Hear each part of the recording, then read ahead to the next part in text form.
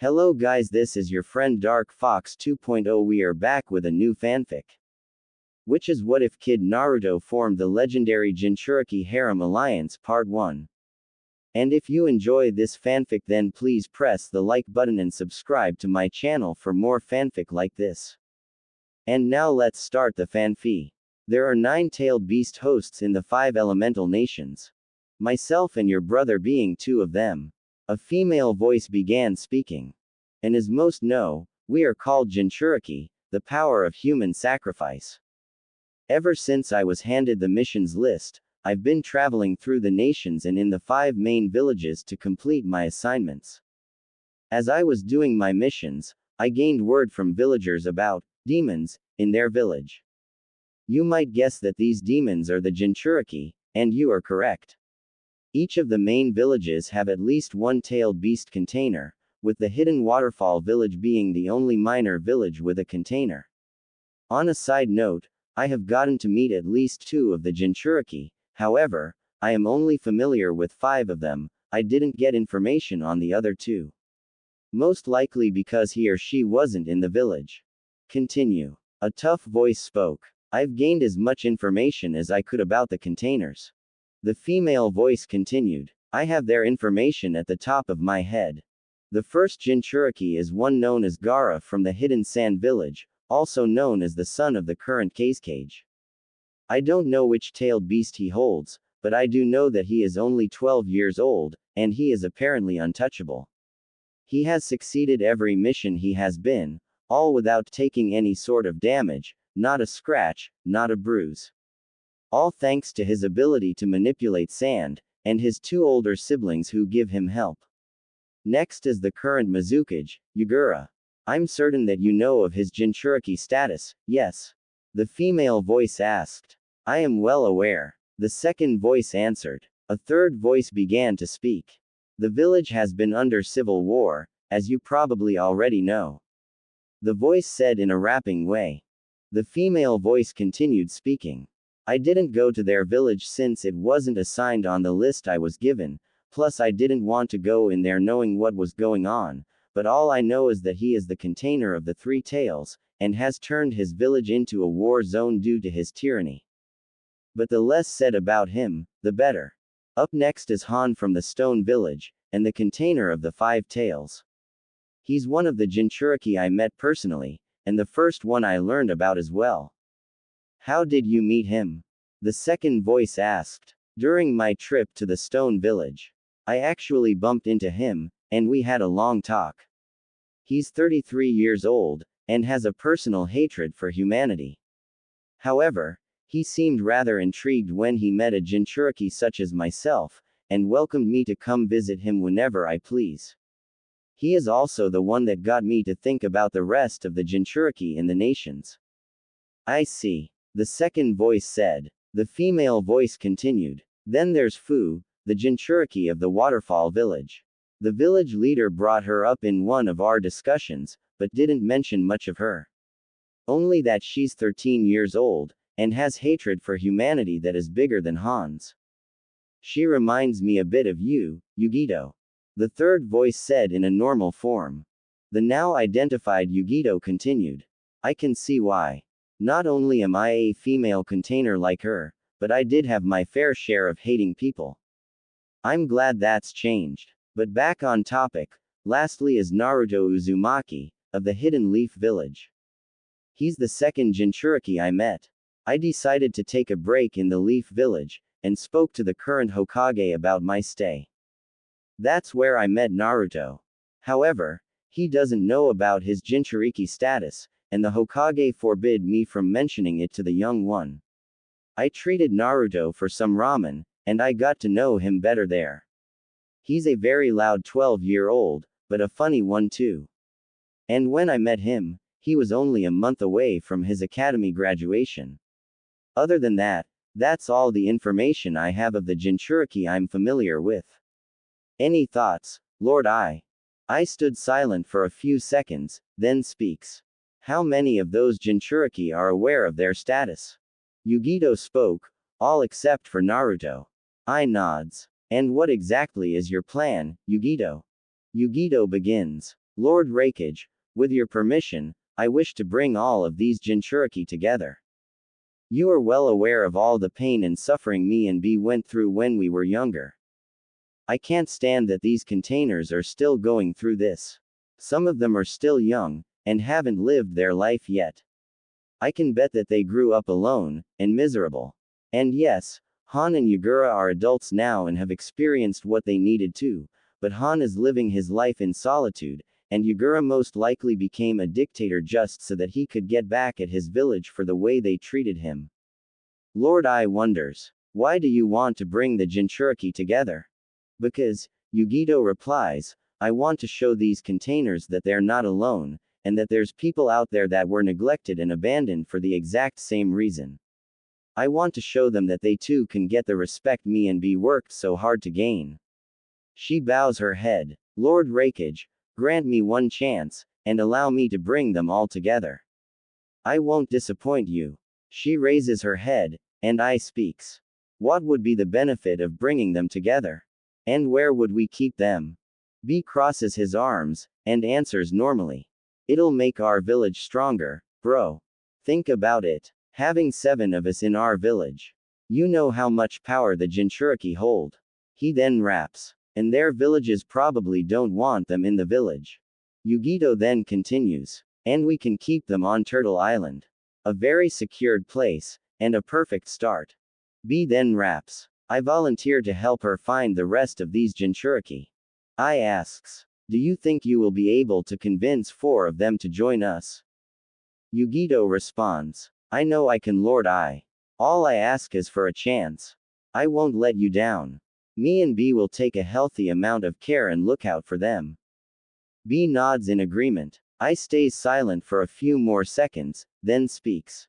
Very well, Yugito. I will grant you a chance. But know that if you fail to bring all of them to Turtle Island, I won't give you another chance to go find those you couldn't bring. And if you do come across those 2 Jinchuriki whom you couldn't talk about today, then I'm open to bringing them here as well. Yagura is out of the question, so don't even bother with him. I will make this into a mission. An A-ranked mission. You are both to travel across the nations and to bring the Jinchuriki here. Make sure you get the approval of the village, as well. Yugito responds. Yes, Lord Rakage. I shouts. Mabui. His young female assistant then comes into the room, holding a clipboard. Yes, Lord Rakage. I says. Yugito and B will be leaving on a mission to find the rest of the Jinchuriki. Both of you have 1 month to find them. No slacking off, no distractions, no change of destinations, unless you gain information about the 2 missing Jinchuriki. Mabui, prepare their mission papers. I will get started ASAP, Lord Rakage. Mabui responds. What would you like to name the mission? I answers. Project Tailed Beasts. Mabui confirms. Very well. I'll have the papers ready.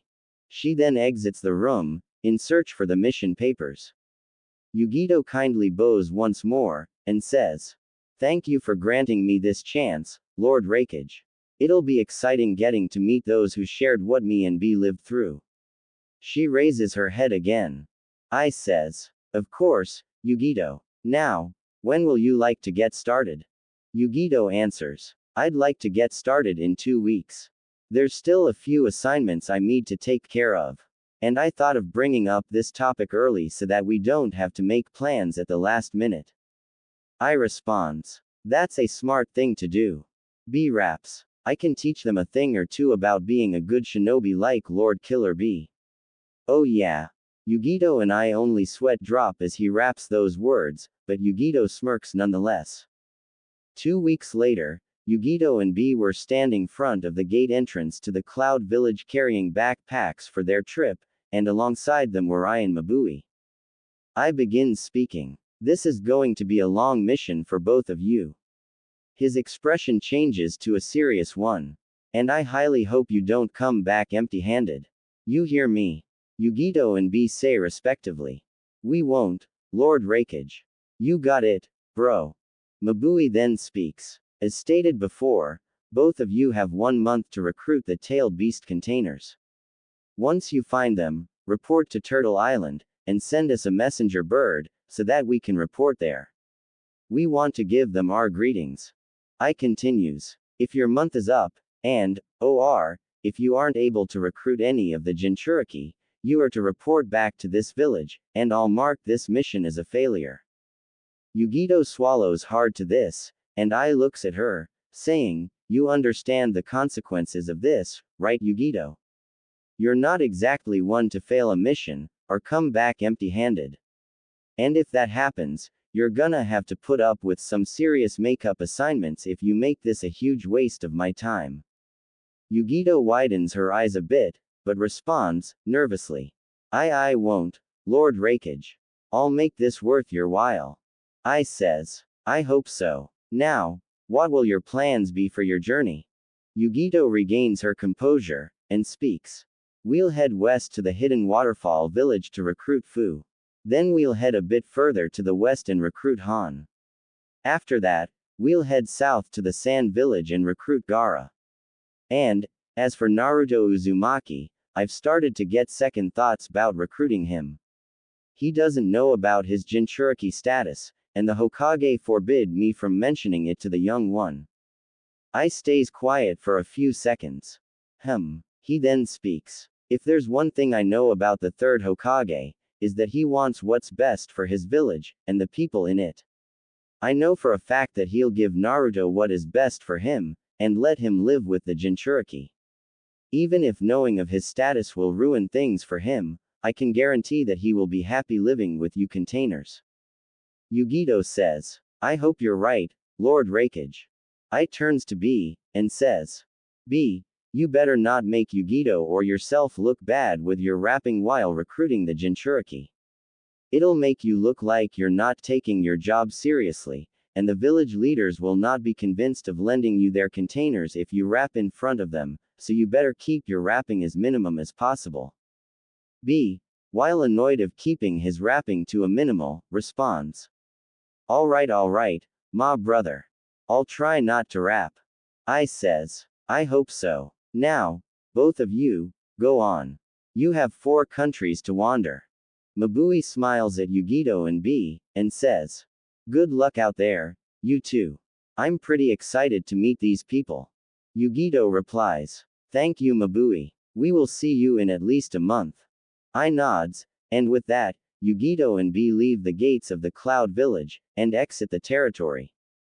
Yugito starts a conversation. Hey, B. B asks. What's up, ma girl? I never got to ask you this, but what made you want to help me find the Jinchuriki? B crosses his arms, and replies normally. I have the same interests as you, Yugi girl. I may not look it, but I also wanna show them that they can get the respect we worked hard to gain. Is that so? Well, I'm glad to see you care just as much as I do. B uncrosses his arms, and raps. Not as much as you, but you can see I do. Either way, we're on the same page. B continues rapping. You said we go into waterfall first. We better get there in a burst. I wouldn't worry about getting there quickly. We have enough time. Besides, there aren't a whole lot of trees to jump across, and we need to cross Lightning Desert too.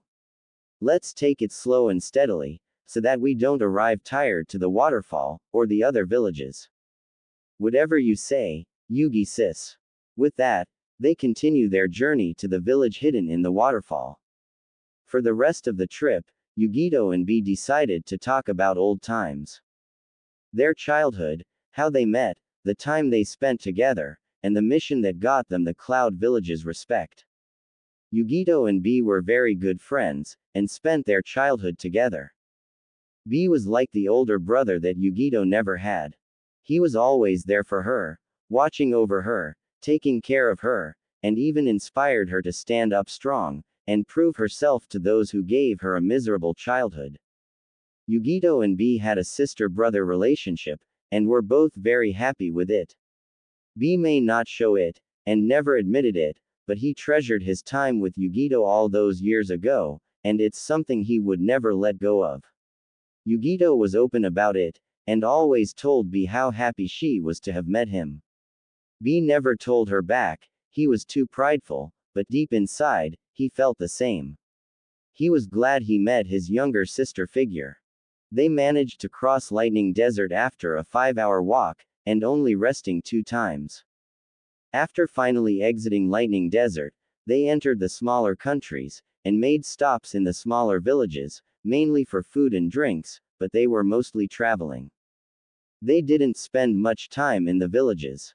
While Yugito did say to take it slowly, neither of them felt tired just yet, so they continued traveling until night fell. It took them 2 days, but they managed to arrive to the waterfall village. They were standing in front of the waterfall that was blocking the entrance to the village. As they approached the waterfall, 2 Jonin waterfall shinobi stopped them. Halt! One of the shinobi commanded. I need identification, and your reason for being here.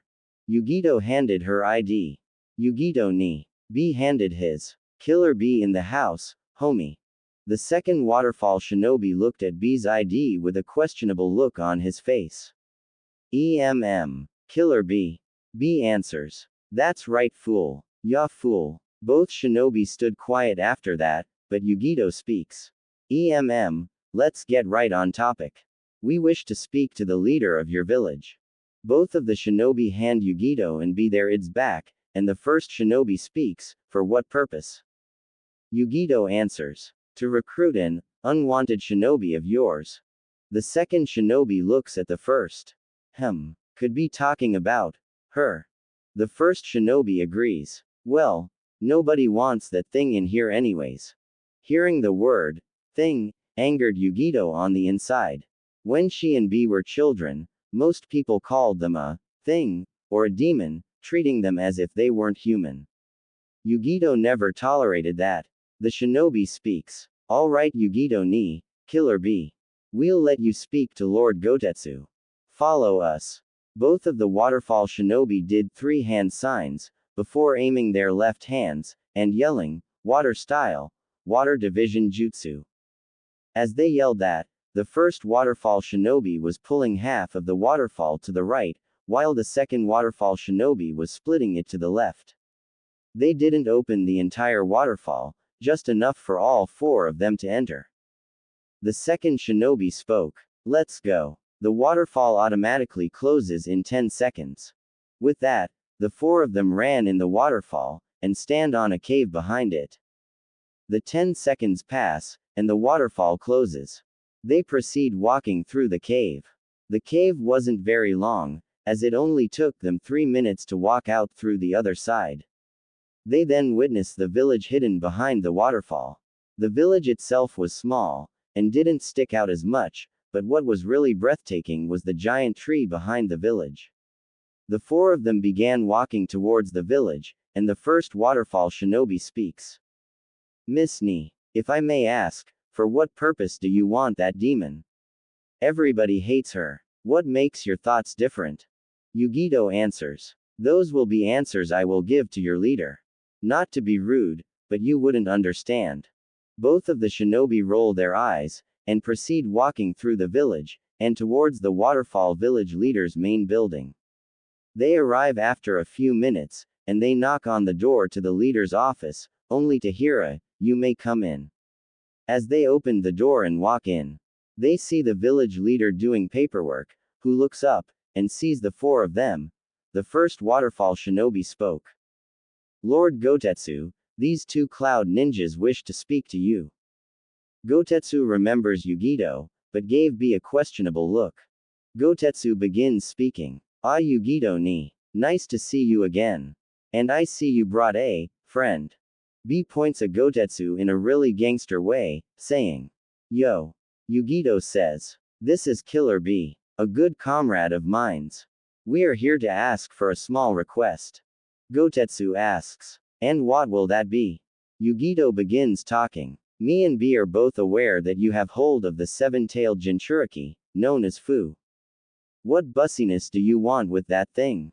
Hearing the word, thing, again makes Yugito's right eye twitch, but kept her cool. We kindly request if we could recruit her, and take her with us to the Cloud Village. B nods in agreement, and Gotetsu asks. Is that so? I'm surprised that there are people in the 5 nations who would want to get close to that demon. Why would such a thought occur to you? Yugito answers. We are on a mission to bring all of the Jinchuriki together, and give them the life they deserve. I can't tolerate that they are being treated the way they are. I want to show Fu, and the rest of the containers that they can get the respect they deserve. Well, I'm glad somebody wants to do something about that. Everybody in the village hates that demon, including myself. I even forbidded my son Shibuki to talk to her. You have my full permission to recruit her. I don't care what happens to her, and neither does the council. They wouldn't want to have a meeting that's about her, anyway.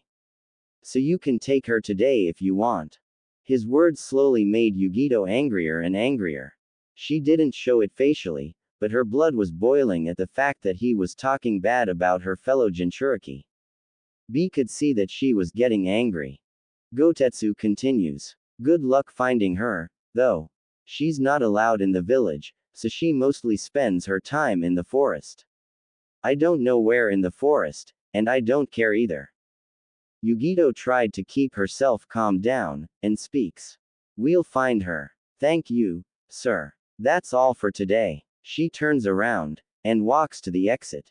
Have a good one. B follows her, and closes the door to the office.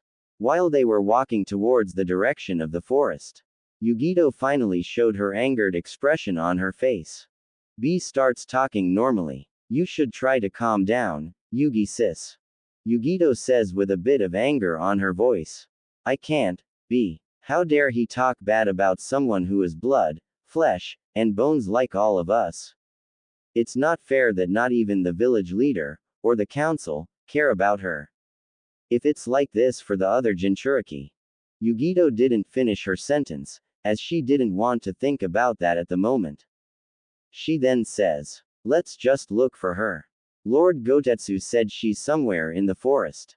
B responds, you got it. They proceed walking to the forest's direction, and they stop in front of it. The forest was quite large and was surrounded by many trees, but for Jonins like Yugito and B, they wouldn't get lost so easily. Just then, Yugito started focusing her tailed beast's chakra onto her ears. Blue aura started appearing in her ears, taking form of cat-like ears, with blue fire leaking out of both ears. This was done to extend and improve the hearing in Yugito's ears. This allows her to hear perfectly, and the distance of her hearing is at least half a mile. She and B stay quiet for a minute so that she could focus her hearing, and see if she could hear anyone nearby. She did. Yugito speaks. I hear breathing from the east. Only one person. That must be her. Let's go. Yugito jumps onto tree, with B following behind. They begin jumping from tree to get closer to the breathing. It was indeed getting closer. Yugito jumps down a tree, B following her, and they stop in front of an entrance in a hill. Yugito says, the breathing is coming from here. Be prepared for anything, B. Who knows if she might ambush us? B says in a prideful way. I'm always prepared, Yugi girl. Yugito only smirks at that, but before they could enter, Yugito steps on something. She looks down. She notices she stepped on a waterfall village forehead protector, and picks it up. She wonders. A forehead protector. Could this be hers? B just shrugs, and they walk inside. They see a small river surrounding a tree, and a little dome inside the tree. Yugito and B see a young girl sitting inside the tree, hugging her knees, with her eyes closed. She had short mint green hair, and a somewhat revealing white outfit, sleeves, and sandals. It seemed as if she was deep in thoughts. Yugito whispers. That must be her right there. Maybe we shouldn't approach her so. But B says out loud. Yo, Minty, come out here. This causes Yugito to facepalm, and the girl to snap out of her stupor. B continues. We found your headband, if it's yours. Ya want it back. The girl stands up on her feet, and walks out of her dome. She begins speaking. Who are you? What are you doing here? This is my home. No one's allowed here. Yugito says. Calm down, we just want to talk. The girl responds. Yeah, that's what they all say. And those who want to talk always end up hurting me. Now go away before I hurt you. Yugito starts taking steps forward, and asks. Your name is Fu, is that correct? The girl responds. I'm telling you. Get away. She makes 3 hand signs, water style, water sword. A water sword forms on her right hand, and aims it at Yugito. You have one last chance to leave before I hurt you. Yugito knew that simple talk wouldn't go anywhere, so she cut straight to the point. You're a Jinchuriki, and you carry a heavy burden. A burden that makes everyone hate you, or hurt you, yes. Fu asks. What do you know about that? Why would you give a shit, anyways? Yugito kindly smiles. I'm glad you asked. You and me, we're alike. We have gone through that same hellhole known as loneliness and hate. Everyone that looked at us saw us as things, and demons, something that's not true at all. We're not demons, we just have them sealed inside of us. Fu harshly asks. Take that stupid smile off your face. And what do you mean, we? B walks up to them, and speaks. Isn't it obvious? We're Jinchuriki just like you, Minty. This causes Fu to widen her eyes, but then show an angered expression again, and got a tighter grip of her water sword. Yeah right, you liars. You know how many people have lied to me so that they can get amusement out of my sorrow. Yugito asks. Should I prove to you that I'm a Jinchuriki just like you? Fu responds. Yeah, like you would have any proof. Yugito grabs a hold of her shirt, and lifts it up, revealing her belly. Fu looks at her as if she was crazy, but then her eyes widen once again, and drops her water sword, which dispels into water. She stares at Yugito's belly and sees a very familiar set of seals on her. Yugito begins speaking. You have a familiar seal like this on your belly, is that correct?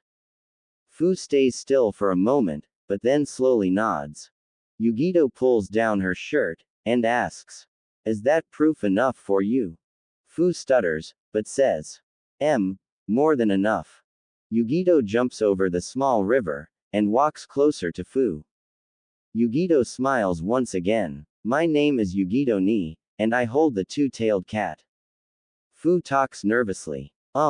As you already know, I'm Fu, and I hold the 7-tailed horn beetle. Killer B, from across the river, introduces himself. Yo, Lil, 7. Killer B be rapping his way to you, and I hold the 8-tailed ox. Fu looks at him with a raised eyebrow, but Yugito speaks.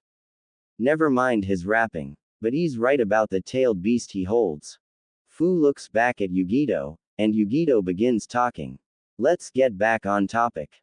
I'm sure you're wondering why we're here, right? Fu nods, and replies. Yeah, are you sure you're not gonna hurt me? Yugito responds. I'm positive. Fu, I'm completely aware of what you are going through. I might not know the exact details of your events, but pain, suffering, and loneliness has been the bane of your existence. It was my bane of mine for nearly 23 years. But you know something. Despite what I went through, I was inspired to stand up strong, and prove to my village that I was not just a demon, or a thing but a human being just like them. Fu stays quiet, and listens to her words. Yugito continues. I know you're still young, still inexperienced, and I know that every single person in the village hates you. Quote. She puts both of her hands on Fu's shoulders, and looks at her straight in the eye. Quote. Which is why me and B are here to demonstrate to you that there are people like you who have either gone, or are going through your progress. To demonstrate that you aren't alone. To show you that you can still live a life free of loneliness and suffering. Fu, come with us, and we will grant you what you deserve. These words make Fu to release tears out of her eyes, and stutters as she asks. You promise. Yugito smiles, and answers. I will do more than promise. Now please, that beautiful face of yours doesn't need to hide under those tears. Fu smiles, and embraces Yugito with a tight hug, while she continues releasing tears out of her eyes. B stands proudly for Yugito, and smiles, as Yugito pets Fu's head. After a minute of silence, Fu releases Yugito, and looks up to her. Fu begins talking. But, what about Gotetsu? Or the council? Yugito answers. Gotetsu already told me he doesn't care what happens to you, and neither does the council. I could take you with me if I wish. By that embrace you just gave me, I take it you will come with us. Fu wipes the tears off her eyes, and keeps smiling.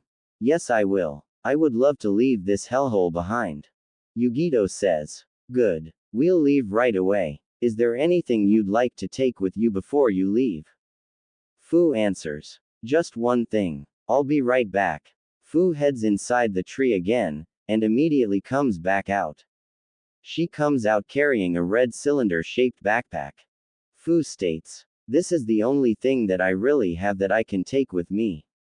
Now we can go. Yugito responds. Alright. Then let's get a move on. We have to recruit the rest of the Jinchuriki. Fu was surprised to hear this. Wait, we're gonna go find the other Jinchuriki. Yugito answers. That's right. This brings a lot of hope into Fu's heart. Knowing how her, a Jinchuriki, lived through such a terrible life, she becomes hopeful that getting to know the rest of them will give her her very first friends. She excitedly asks, well, what are we waiting for? Let's get moving.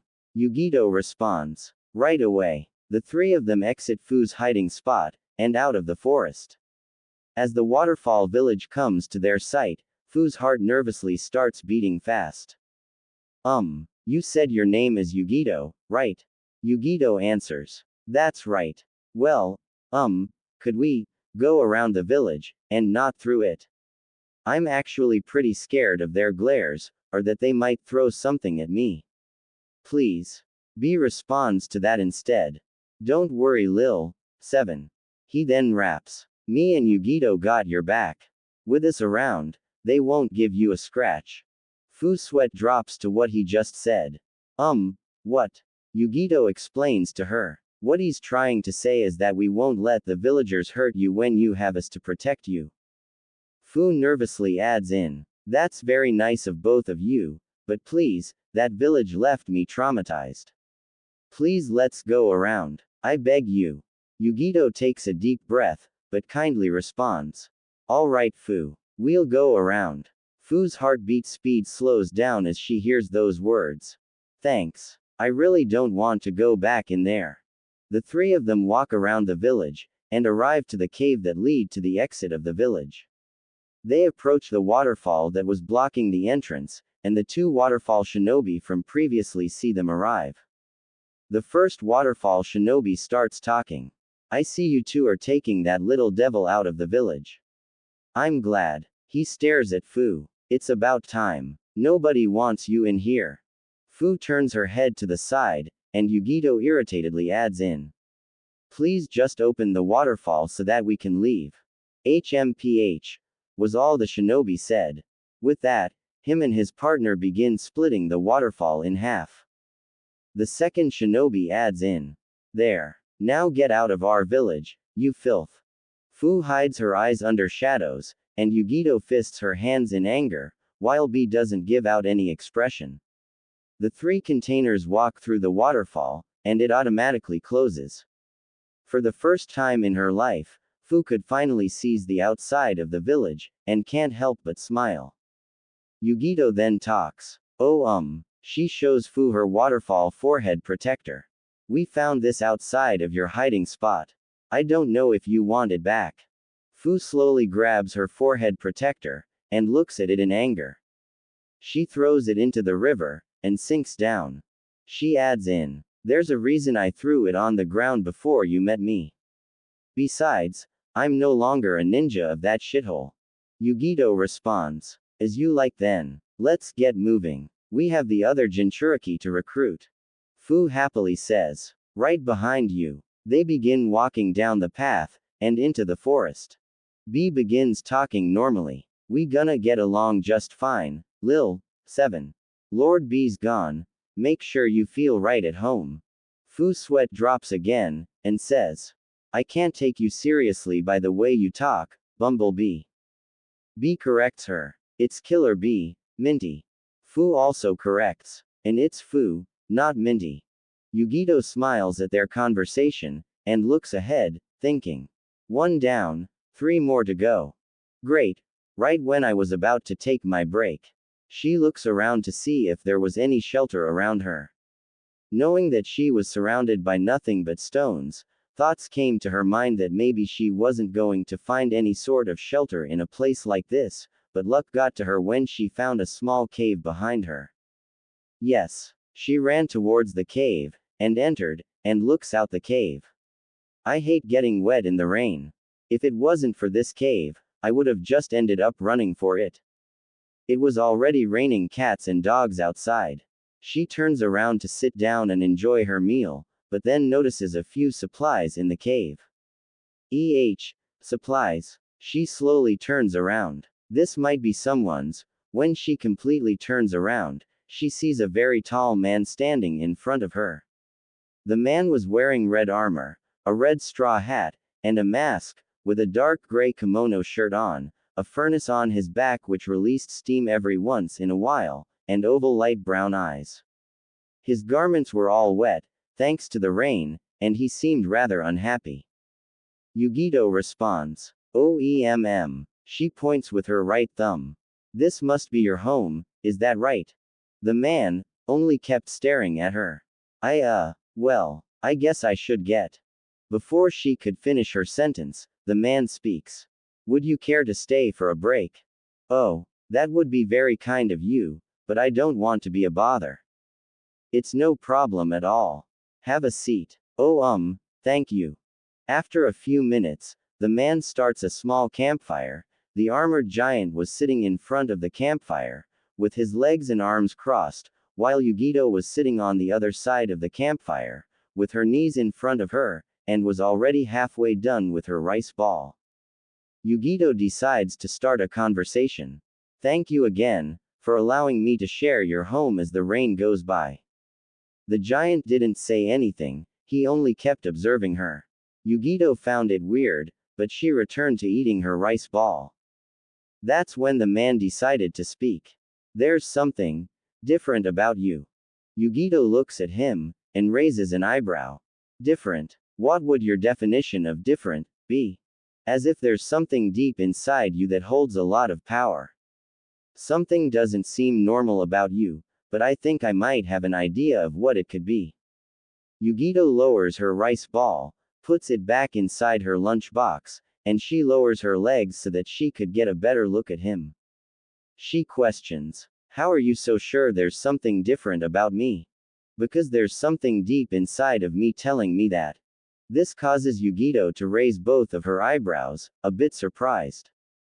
She wonders in her thoughts. He couldn't mean. He continues. There's a huge burden I carry inside of me. Inside my very own body. A burden that everybody in my village came to despise me for. And that burden is telling me that you carry something just as similar. This causes Yugito's eyes to widen. You mean, you're a Jinchuriki? That's correct. Yugito looks at him in surprise. You're not lying, are you? Is there any reason for me to lie? Which one? The 5-tailed dolphin horse. And you? The 2-tailed cat.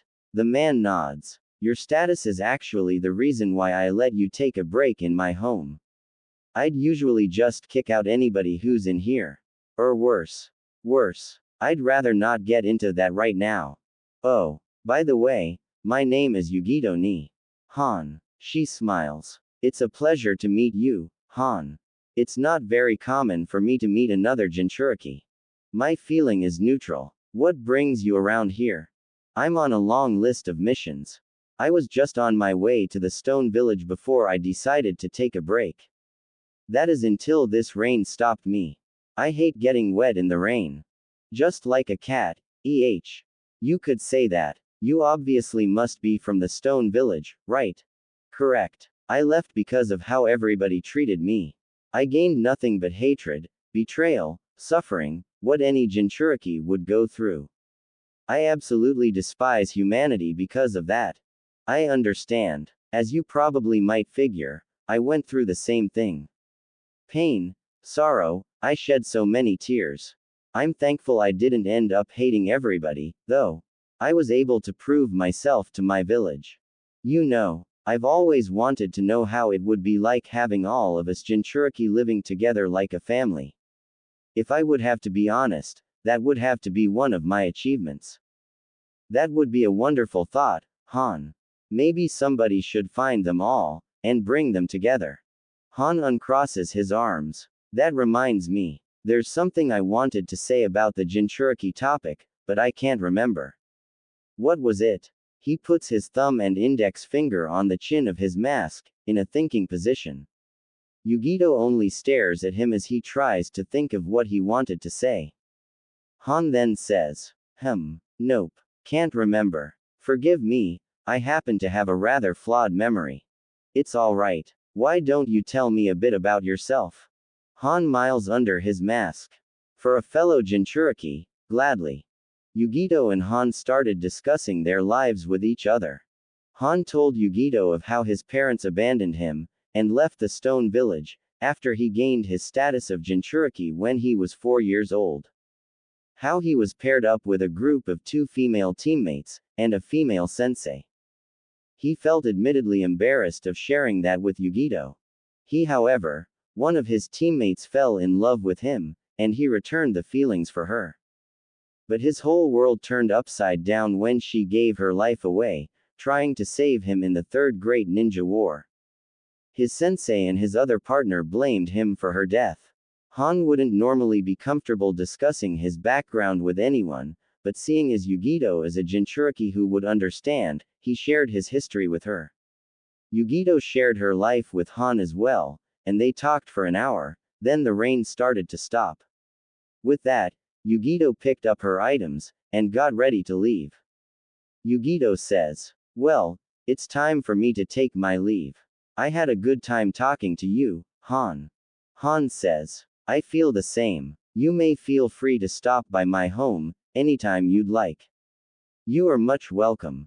Yugito smiles at that. They both shake hands, and Yugito makes her way to the stone village. Han was in his thoughts. I'm still wondering about what I wanted to tell her. It'll show up in my thoughts eventually. In the present day, the 3 Jinchuriki make it past the borderline that separated the land of earth and the land of waterfalls. During their walk, Fu was sharing information about herself, her life, the tailed beast he carries, and how she was able to survive by herself. Yugito and B also shared their information with her. Their lives in the Cloud Village, how they met, and the missions and adventures they have gone through. After walking for an hour, Yugito decided they should stop at a village to give Fu something to eat.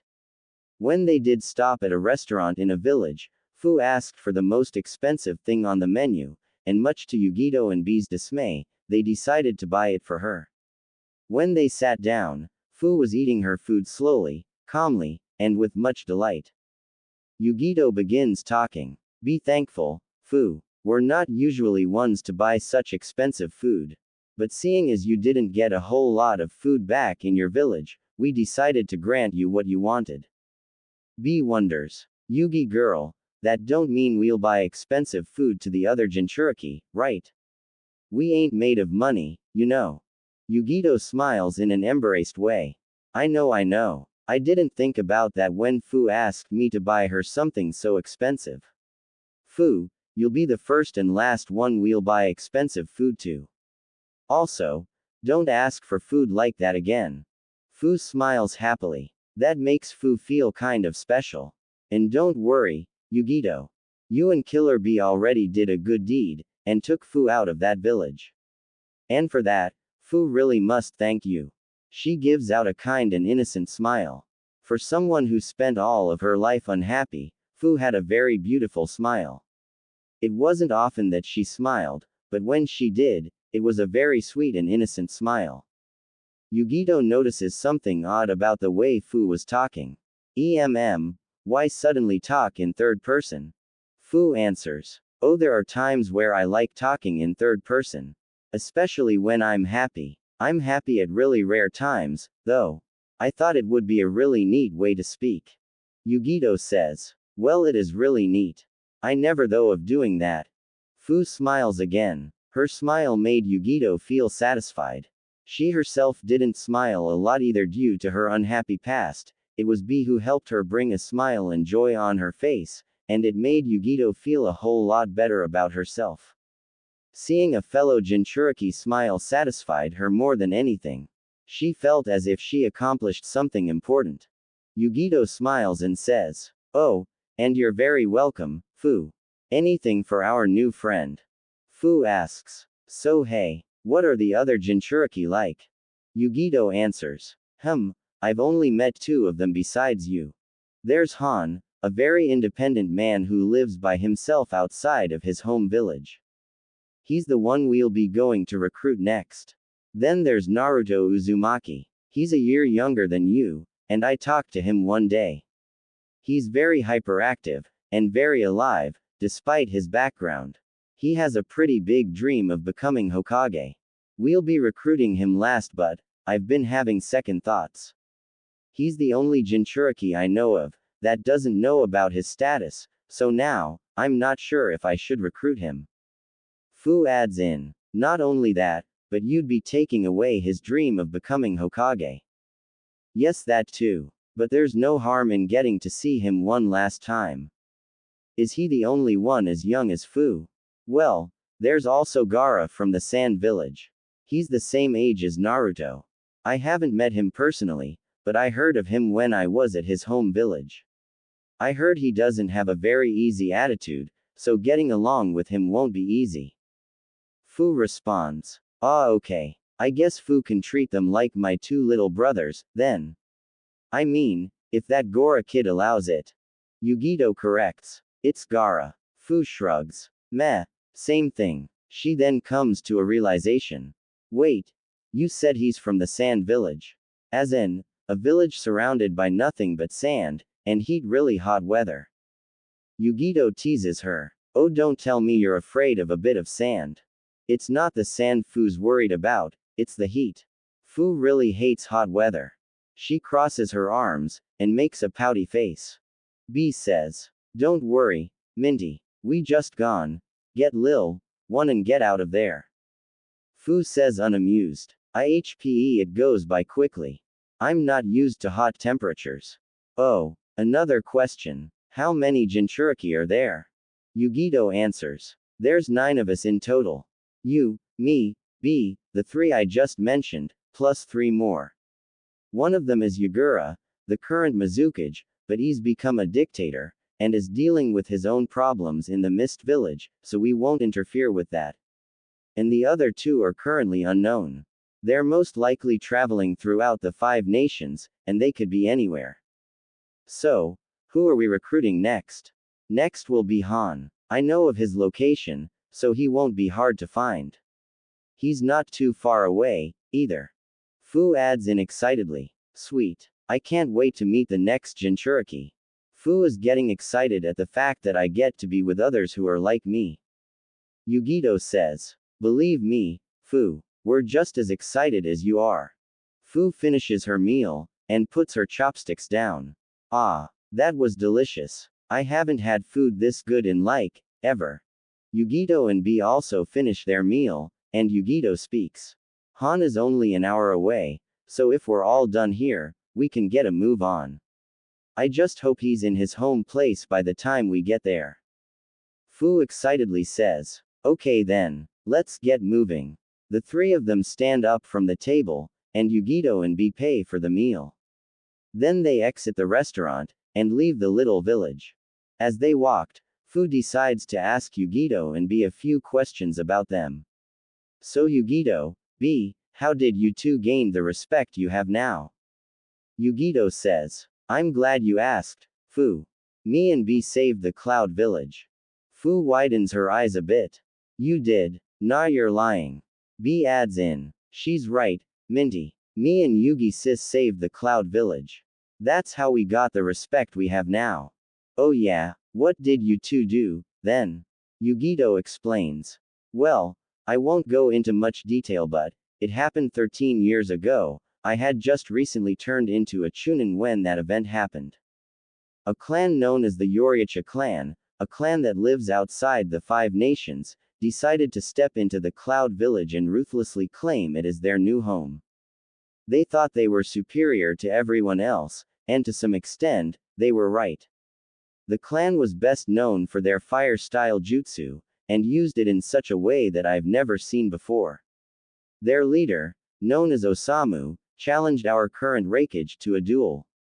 Osamu said that if he wins, the Cloud Village and everyone in it would be his for the taking, and he won. B fists his hands when remembering that, and Fu interrupts. Wait, you're telling me that some random dude beat a cage? Yugito says. I saw their fight myself. Not to praise him, but Osamu did some incredible things. B interrupts. I wanted to give that Osamu dude a good poundin' for what he did to ma bro. Fu asks. The Raikage is your brother. B answers. Ya got that right, Lil. 7. Yugito continues. Going back to the story, for the next 3 days after that fight, the village became a war zone. Our Cloud Shinobi couldn't stand being ruled by some outsider, so they declared war against the Yoryacha clan. Unfortunately, the clan was winning, and our shinobi were severely wounded. The clan was that powerful. Fu asks. And where were you and B during that time? Yugito responds. We were watching over the Raikage. The Cloud Shinobi were taking care of the clan, so he didn't want us to interfere in the war. B adds in. But when the Cloud Shinobi numbers were going down, we chose not to listen to Ma Bro, and decided to take care of that Osamu dude ourselves. Yugito continues. Raikage was pretty angry when we disobeyed his orders, but in the end, he was proud of us when we killed Osamu together. That man did some pretty insane stuff when we fought him. He even blew up the Raikage tower, which was later reconstructed, of course. When we took him down, it scared the Yoryacha clan, and they fled from the village. Fu questions. So, why did the clan want to take over the village? Yugito answers. We don't know. There could be many reasons as to why.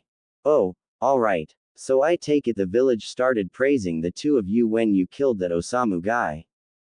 B answers. Ya bet they did, Minty.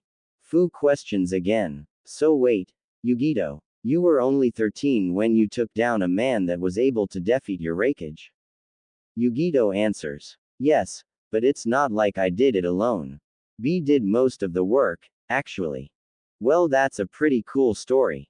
I just wish I could do something as great as that. Also, I'm a little nervous that the Cloud Village might treat me the same way the Waterfall Village did. Fu, if there's something you should know, is that the Cloud Village has become very friendly when it comes to Jinchuriki. Sure, they treated me and B badly when we were younger, but after that event, they started realizing the great things that us Jinchuriki can achieve. And I can guarantee you that you will feel right at home when you step into the Cloud Village. B reminds her. Yugi girl, ya know she's staying at Turtle Island, right? Yugito responds. I'm perfectly aware, B. But Turtle Island is part of the Cloud Village, so it's pretty much the same. Fu wonders. Turtle what? Turtle Island. It's where you and the rest of the Jinchuriki will be staying. The Raikage wouldn't have a problem having you folks living inside the village itself, but we figure it wasn't going to be easy finding a house for all four of you.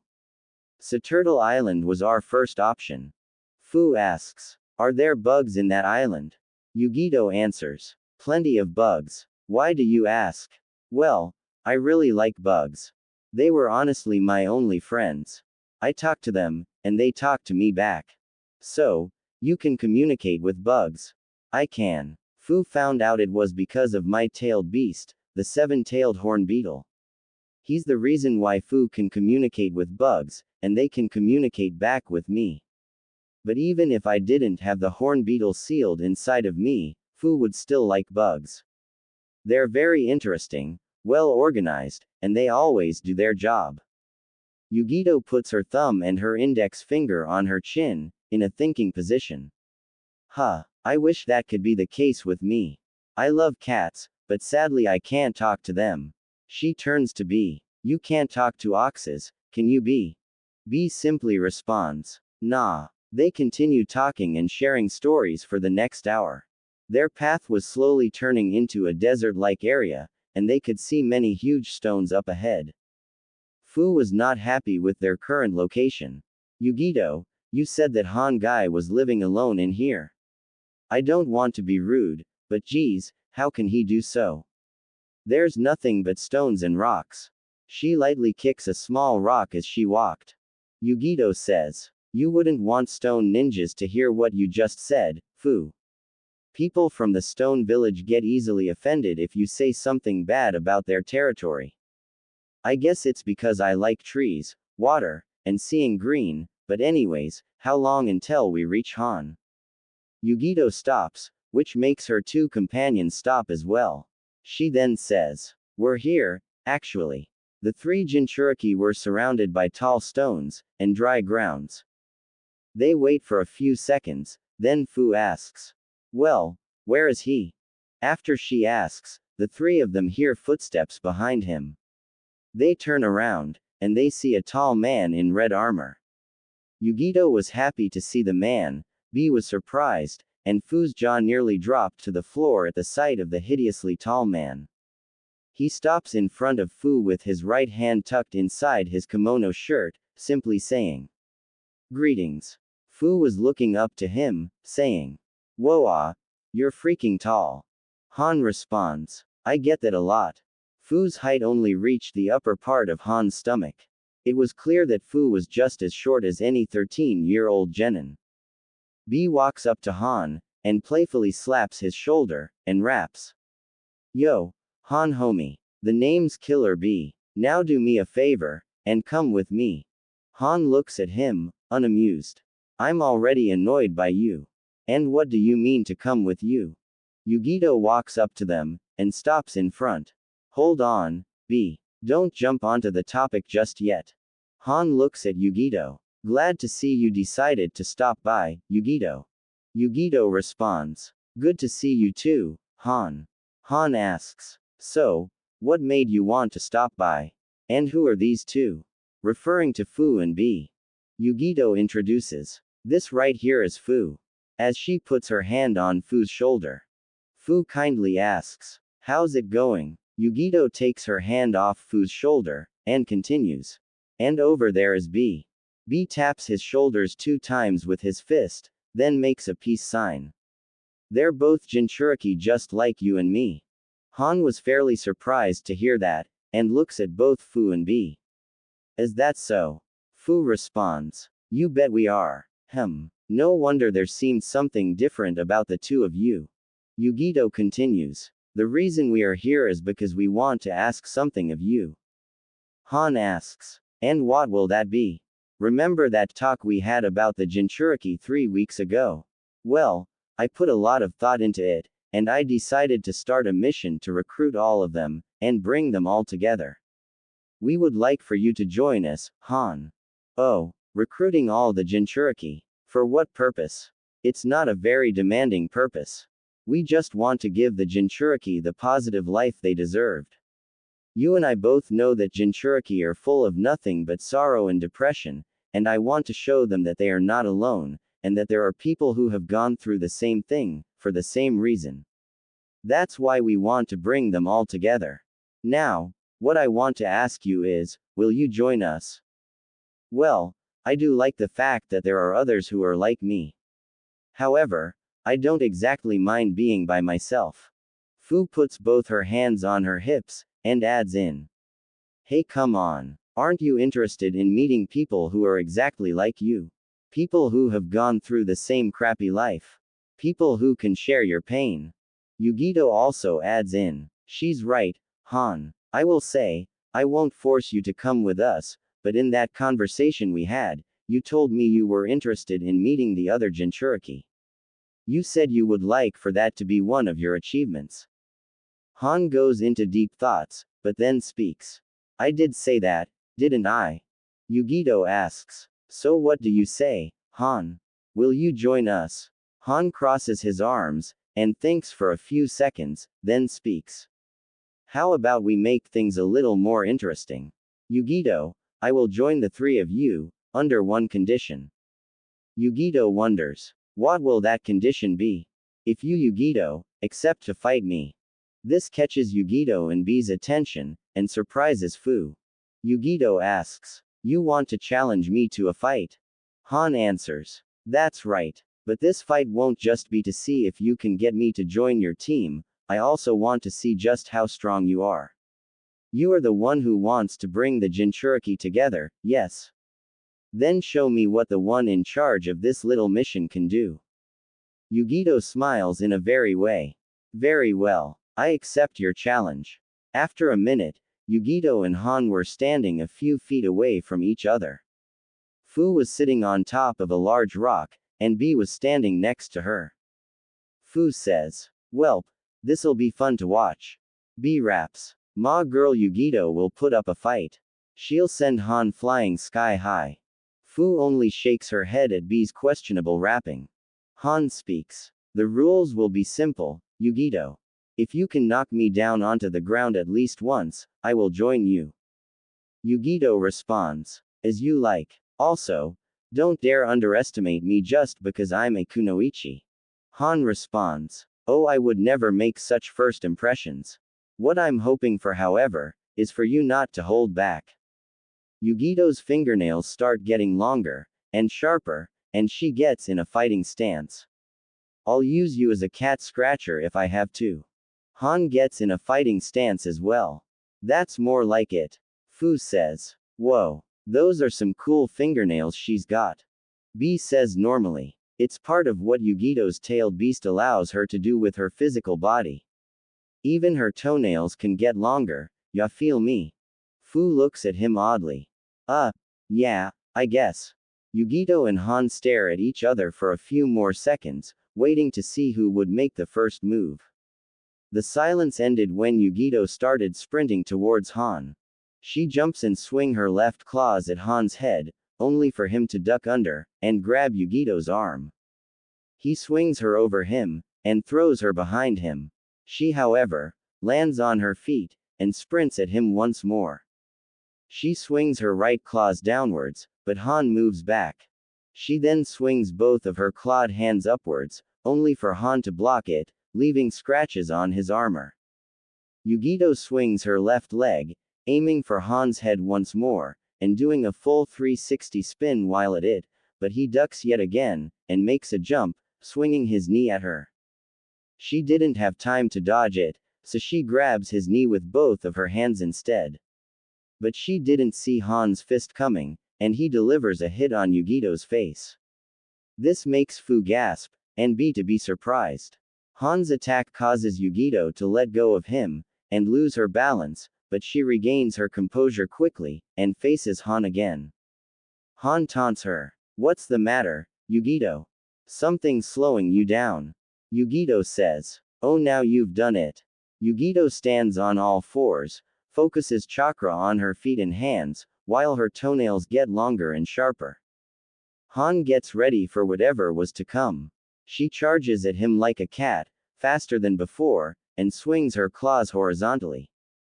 Han blocks it, and was going to deliver an attack, but Yugito quickly did a backflip, and manages to scratch Han's torso, and mask with the nails on her toes.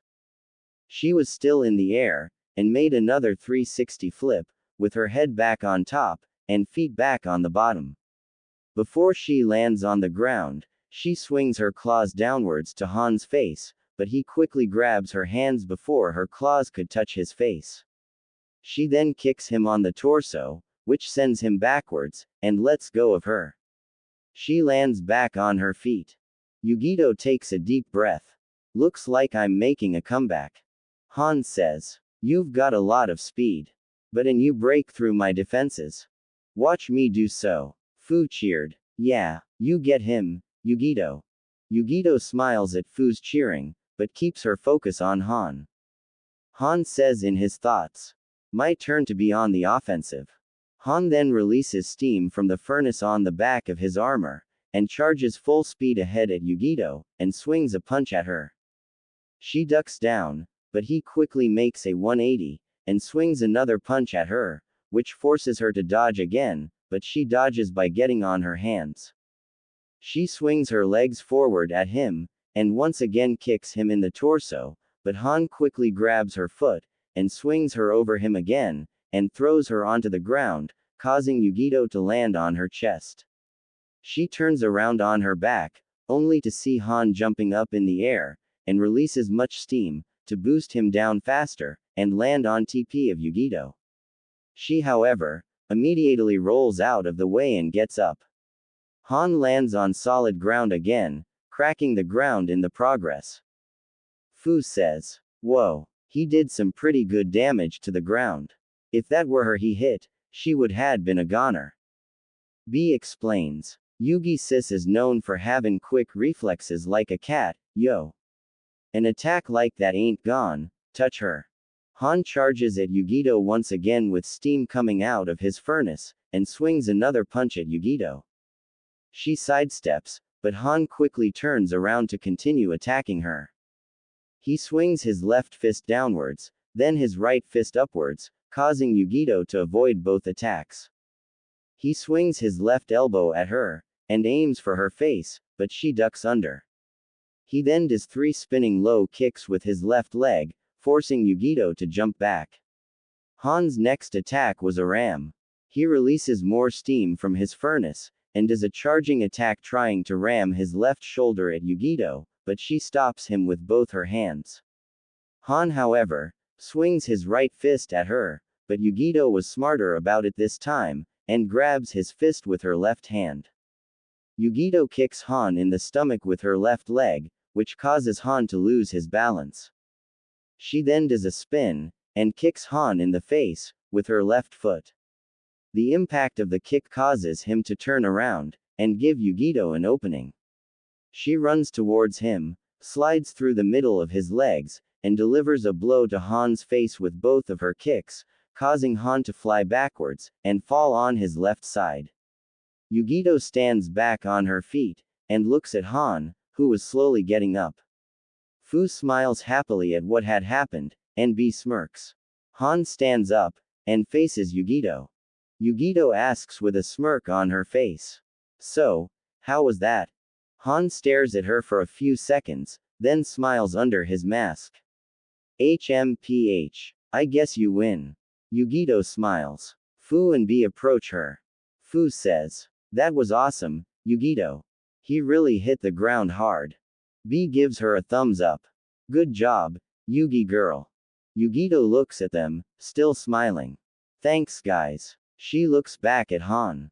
"So Han, ready to take your leave?" Han says, "I am. It'll be nice traveling the world, and seeing something new, for a change. Would you like to take your supplies with you?" "Yes I would. Give me a few minutes while I pack. I'll be right back." "Sure. Go ahead." Han heads to his cave, and packs all of his supplies. After 3 minutes, he comes out carrying 2 bags on his back and walks up to the 3 Jinchuriki. Han says, "All set. We can head out now." Yugito says, "Excellent. Next up will be the Sand Village. I hope you folks like the heat, because it'll be burning in there." Fu complains, "Oh man, let's just go quickly and get it over with." With that, the 3 Jinchuriki and their newest member take their leave, and head south to the Sand Village. Yugito says in her thoughts, "Only 2 more to go. No, but it's like the heat is going right through them." Han looks back at her. "How about I give you a little lift?"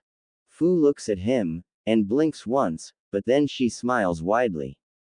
"Would you? That would be great." This causes Fu to run up to the group. "I always wanted a piggyback ride." "Oh, I'll give you something better than a piggyback ride." He takes off his straw hat, and hands it to Fu. "Here, hold this." Fu holds on to it. Okay. But what could be better than a piggyback re? Han grabs Fu by her armpits, and lifts her up. Whoa hey. He then places Fu over his head, and sits her down on the back of his neck, with her legs resting on each of Han's shoulders. He holds on to her ankles so that she doesn't fall off. Fu looks around, in a dumbfounded way. Oh, she smiles. Haha, you're right. This is better. Yugito looks at them. Wow, I never expected you to do something as nice as that, Han. Han replies. It's the least I can do for my new friends. He looks up at Fu. You better not get used to this, though. Fu puts Han's straw hat on her head, still smiling. Oh, don't worry. I won't take advantage of this. Being tall really benefits you, though. Except for when I constantly bump my head. Fu turns her head to different directions. Man, I can see further into the desert. She then looks forward, and points. I think I can even see the sand village from here. Up ahead. B says. Then we ain't far. Let's move, homies. They continue walking, as Fu was really enjoying her new seat. Han speaks. Oh, by the way, Yugito. I now remembered what I wanted to tell you. Yugito asks. What is it? It's about my buddy, Rushi. He's a Jinchuriki as well. This catches Fu and B's attention, and Yugito widens her eyes. Yugito asks. You know another Jinchuriki? Han answers. I do. He's a good friend of mine, and also from the Stone Village. He spends all of his time traveling, and seeing the world. He actually gave me a visit today, about 30 minutes before you folks arrived. But, how can you completely forget about him if we spent most of our time talking about Jinchuriki? I did tell you my memory was bad, didn't I? Fu teases him. You have a bad memory. Han says. Don't push it. Fu only giggles. Yugito asks. What can you tell me about this Rushi? He was my very first friend, actually. I've known him since I was just a boy. He's 53 years old, so he's most likely the current oldest Jinchuriki. And he holds the four-tailed great ape. Do you know where he is? No, I forgot. Yugito's sweat drops. Oh. The conversation went on for the next 20 minutes. By the time those minutes went by, they were already in front of the village's tall entrance. Yugito says. Finally made it. Now we just have to speak with the cage. Han says to Fu, who was still sitting on his shoulders. Well, Fu, it's time for you too. Fu cuts him off. Yeah, I got it. She jumps off his shoulders, and lands back on the sandy round. Fu takes off Han's straw hat off her head, and turns to him. Here you go. Thanks for the ride, too. I had a nice view of everything. She hands his hat back to him, and he puts it back on his head. You're welcome. The group walks up to a sand ninja on guard of the entrance. The sand ninja says, State your business. Yugito peeks. We wish to speak to your cage.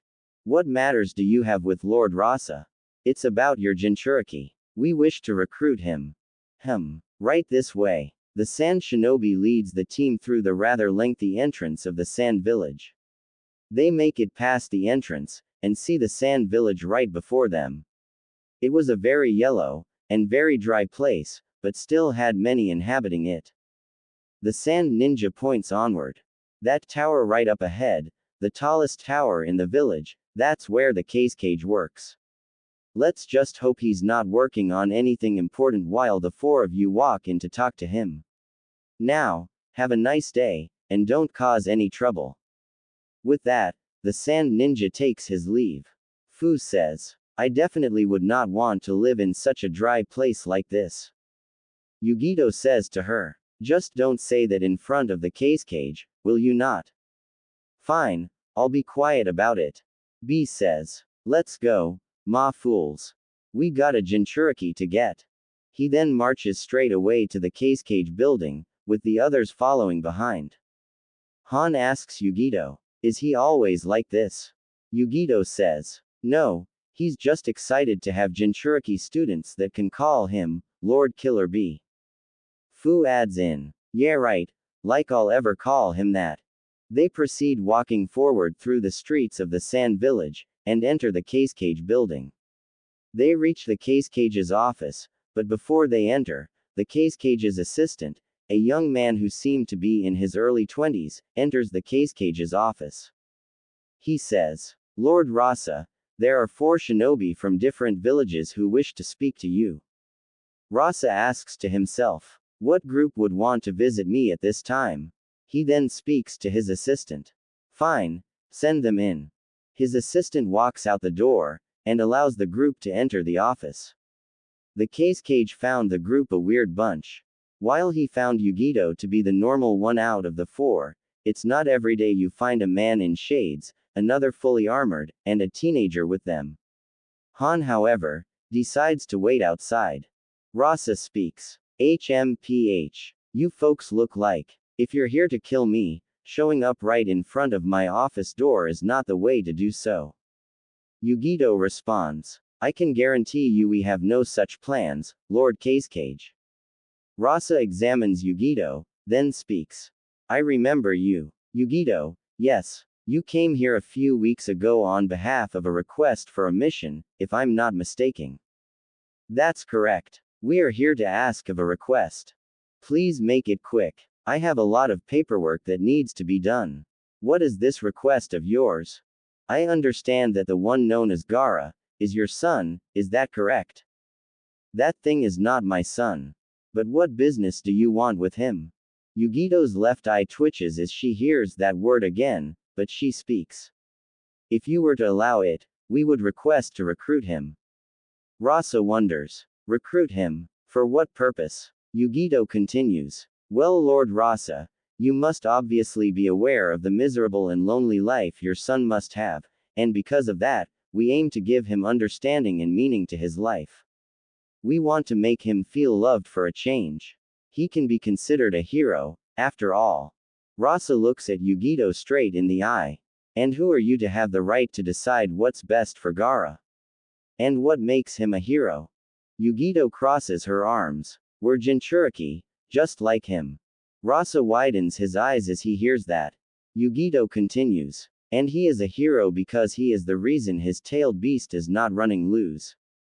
He is the reason why your village and your people are still standing. People may see him as a demon, but in reality, he's the one that's protecting them all. Rasa asks. So, just because you're like him, means you have a better understanding of how he feels? Yugito answers. That's exactly it. When I was here weeks ago, I heard how harshly people were talking of him. Saying what a monster he was, and how he deserves to die. Me and my friends here were told the same thing, and we're here to show him that there are people like him out there. Alone, hated, feared, unloved, that's how he feels, and how we felt. We wish to change that with him, if you would allow it. Fu puts her hands on her hips and nods and smiles, while B smirks. Rasa only chuckles at her words. HM. He then puts a serious face. Miss Nee, you don't understand Gaara's situation. He stands up from his chair, and walks over the table. You need to really know him in order to understand him. As someone who has known him since the day he was born, I know what he feels, and what he is. He stands in front of Yugito. He is indeed a monster. That word once again angers Yugito on the inside, but remains calm on the outside. She proceeds to ask, and what makes you so sure? He's unstable. His ideal is to be completely alone. It's what keeps him, and the beast, calm. Without his solitude, he will kill, and won't give up until the sky starts raining with the blood of his targets. Yugito asks, what about his 2 older siblings? Rasa answers, he doesn't truly love them. He doesn't even see them as related to him. Tamari and Konkuro fear him just as much as anybody else. Though they still are pretty protective over him. No one has ever loved Gaara, so he has nobody else to love but himself. That's all that matters to him. We can change that. We are willing to show him the love he needs and deserves. Rasa smirks. You're pretty amusing. He starts walking to his left. Normally I'd have to speak to the council about letting go of our Jinchuriki. He then walks to his right. And I did have plans of using Gaara as a weapon, but... Fu cuts him off. Whoa. Hold on a second. You want to use your own son as a weapon? What kind of father are you? Rasa answers. Like I said, I don't see him as my son, I see him as a monster, which I seek to use as a weapon. This angers both Fu and Yugito, but Yugito still didn't show it, and had a hard time holding her anger in. B says unamused. Not cool, Brotha. Han was paying close attention from outside the office.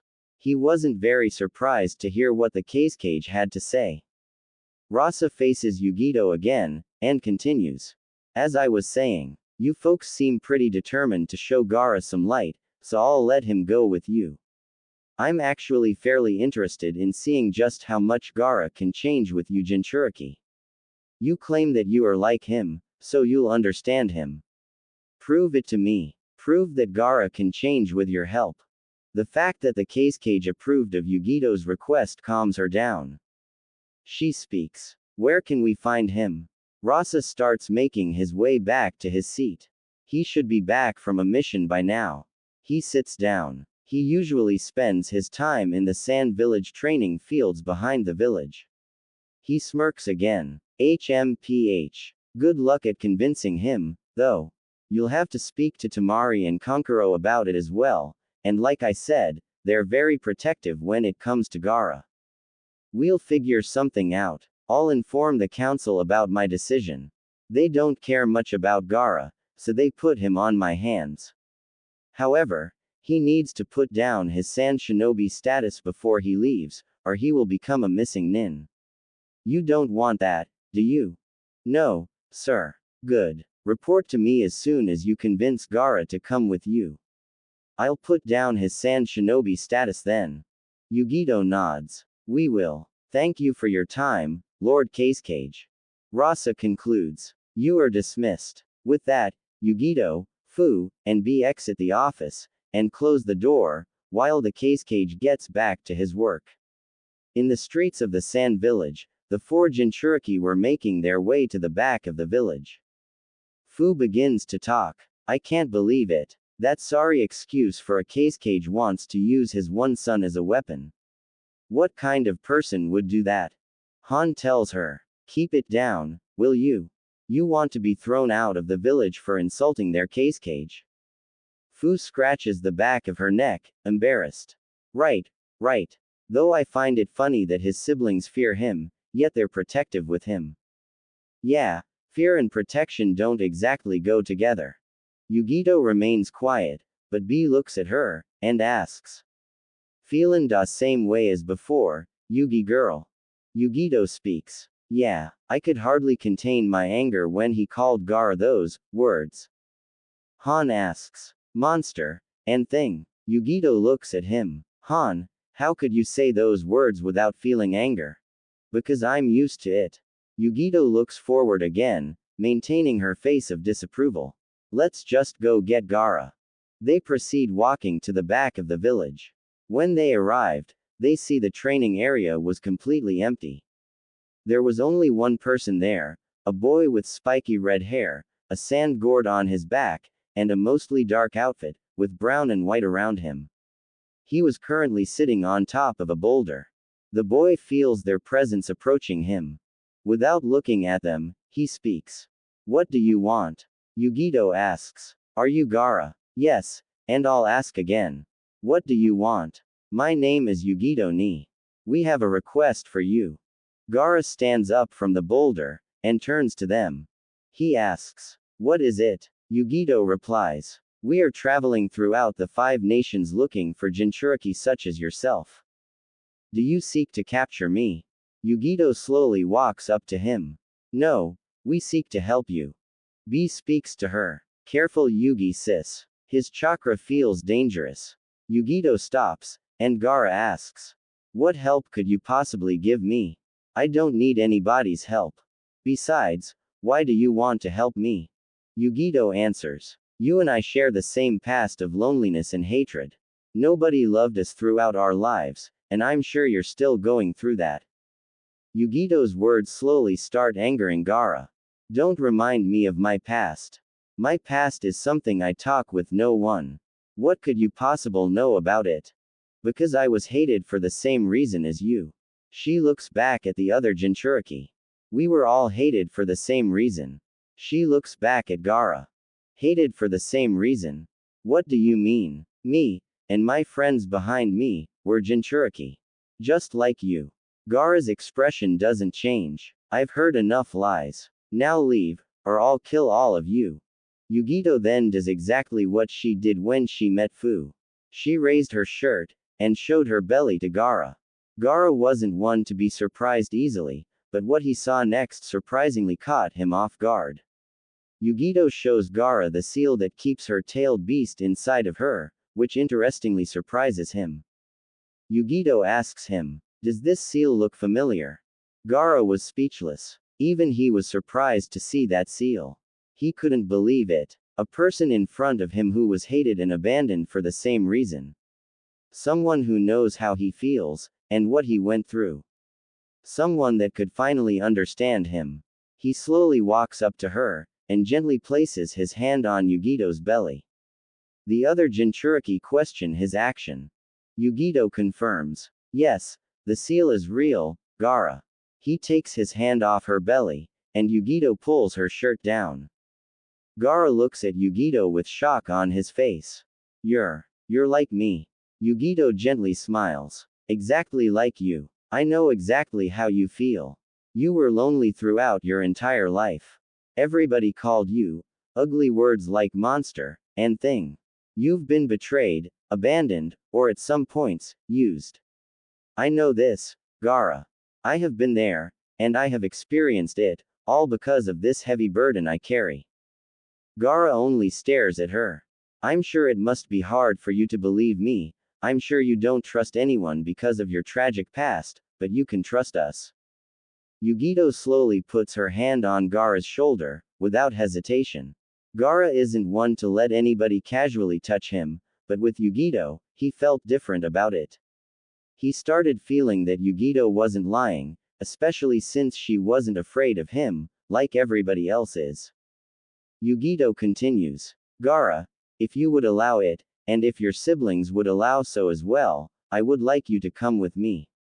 I want to give you, and my new friends, a life where you can feel truly loved. A life of real and honest people who will care for you. A life where I promise you, you will never be betrayed, and I promise you, you will gain love and respect." Gaara started calming down, and the other Jinchuriki only watched with a satisfied look on their faces. They hear the voice of a female. "Who are you? What are you doing with Gaara?" All of them turn around, and see a blonde teenage girl wearing white with a giant fan on her back, and a teenage boy wearing completely black, purple face painting, and what looked to be a mummy on his back. The girl spoke. "I asked who are you?" The two of them walk up to Gaara. The boy asked, "Gaara, are you alright?" Gaara looks at them. "Yes, I'm fine." Yugito asks, "Are you Tamari and Kankuro?" Tamari responds, "Yeah, what do you want with Gaara? We were talking to him about something important. But seeing as his two older siblings are here, we can discuss it with you as well." Fu and the others walk up to them, and Kankuro asks, "What do you wanna to talk about?" "We wish to recruit him." Tamari asks, "Recruit him? Just who do you think you are to just go ahead and recruit him? He's our brother. As a Jinchuriki like him, I want to help him gain the love and respect he needs. Something he never had." Kankuro says, surprised. "Wait, what? You're a..." Tamari finishes the sentence. "A Jinchuriki? Yeah, right. A Jinchuriki doesn't just show up in a village." B says. "These Jinchuriki do, baby." Kankuro was still surprised. "You're all..." Fu crosses her arms says, smiling. "That's right. Not exactly something to be prideful for, but it's a big title Gaara and the four of us hold." Tamari was unamused. "Well, I find it hard to believe that four Jinchuriki would show up to the sand village. Does the cage even know you're here?"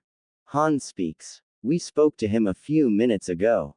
He approves of Gaara leaving with us." Kankuro stutters. "What? Father wouldn't." Yugito says. "And we figured we would let Gaara's older siblings know about our plans." Tamari args. "Well, tough luck. Even if you are Jinchuriki like Gaara, he's not going anywhere with you." Gaara speaks. "Yes, I am. Tamari looks at him in shock. I'm leaving with them. Tamari quickly asks him, Gaara, what are you talking about? You don't even know them, and you want to go with them. Gaara explains. Yugito could truly understand me. You two haven't figured out how I feel, and you haven't throughout my entire life. She knows how I feel, and understands what I have gone through. And she doesn't fear me. He steps forward. Miss Yugito, I wish to join you and your group.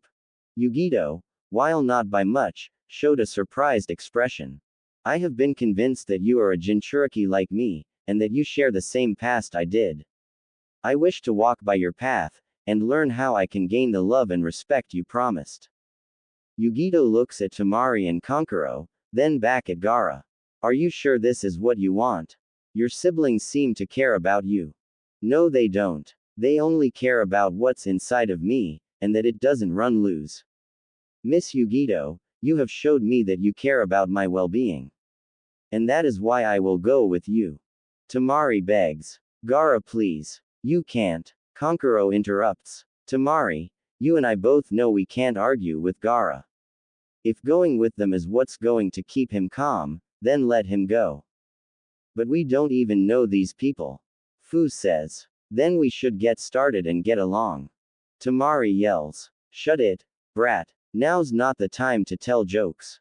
I'm not just gonna get along with you. This makes Fu look at her bad. Kankuro tells Tamari. Tamari, just let him join them. They seem to know what they're talking about if they've gone through the same past Gaara has. Kankuro, whose side are you on? I'm on nobody's side. I'm just being reasonable about this situation. Gaara seems positive about going, so if that's what'll calm him down, then let him. Tamari stays quiet, and looks down on the sand, with a mad expression on her face. Yugito asks, well, Gaara. Gaara finally says, I'm going with Miss Yugito and her allies. He looks back at Tamari and Kankuro. And there's nothing the two of you can do about it. Tamari slowly lifts her head up. Gaara. Gaara looks at Yugito straight in the eye. Miss Yugito, I will warn you from here on now. If you ever betray me, or ever dare to do so, I will kill you, and your friends. This catches B and Han's attention, while Fu swallows hard, and her pupilless eyes get smaller. Yugito responds. You've got yourself a deal. Gaara says. Good. Fu says in her thoughts. He looks like a psychopath, so there's no way in heaven or hell that I'll betray him. Yugito tells him. Your case cage asked us to take you to him, so he can put down your sand shinobi status. Gaara says. Fine. I want to leave as soon as possible. Tamari asks. Wait, can we just have a few minutes with Gaara before he leaves? Gaara immediately says. No, there's nothing left that I need of you two. This angers Tamari, and she looks at Yugito. Yugito looks at her. You can take my brother with you, but don't you ever show your face around here again. She looks at the other Jinchuriki. Neither of you. Fu frowns, while the adult Jinchuriki stay neutral about her statement. Gaara ends the argument. Let's go. I don't want to waste any more time. He proceeds walking to the entrance of the sand village, with the other Jinchuriki following behind. Yugito looks back at the two older siblings, almost feeling guilty for taking their younger brother away from them. She looks forward, and proceeds walking.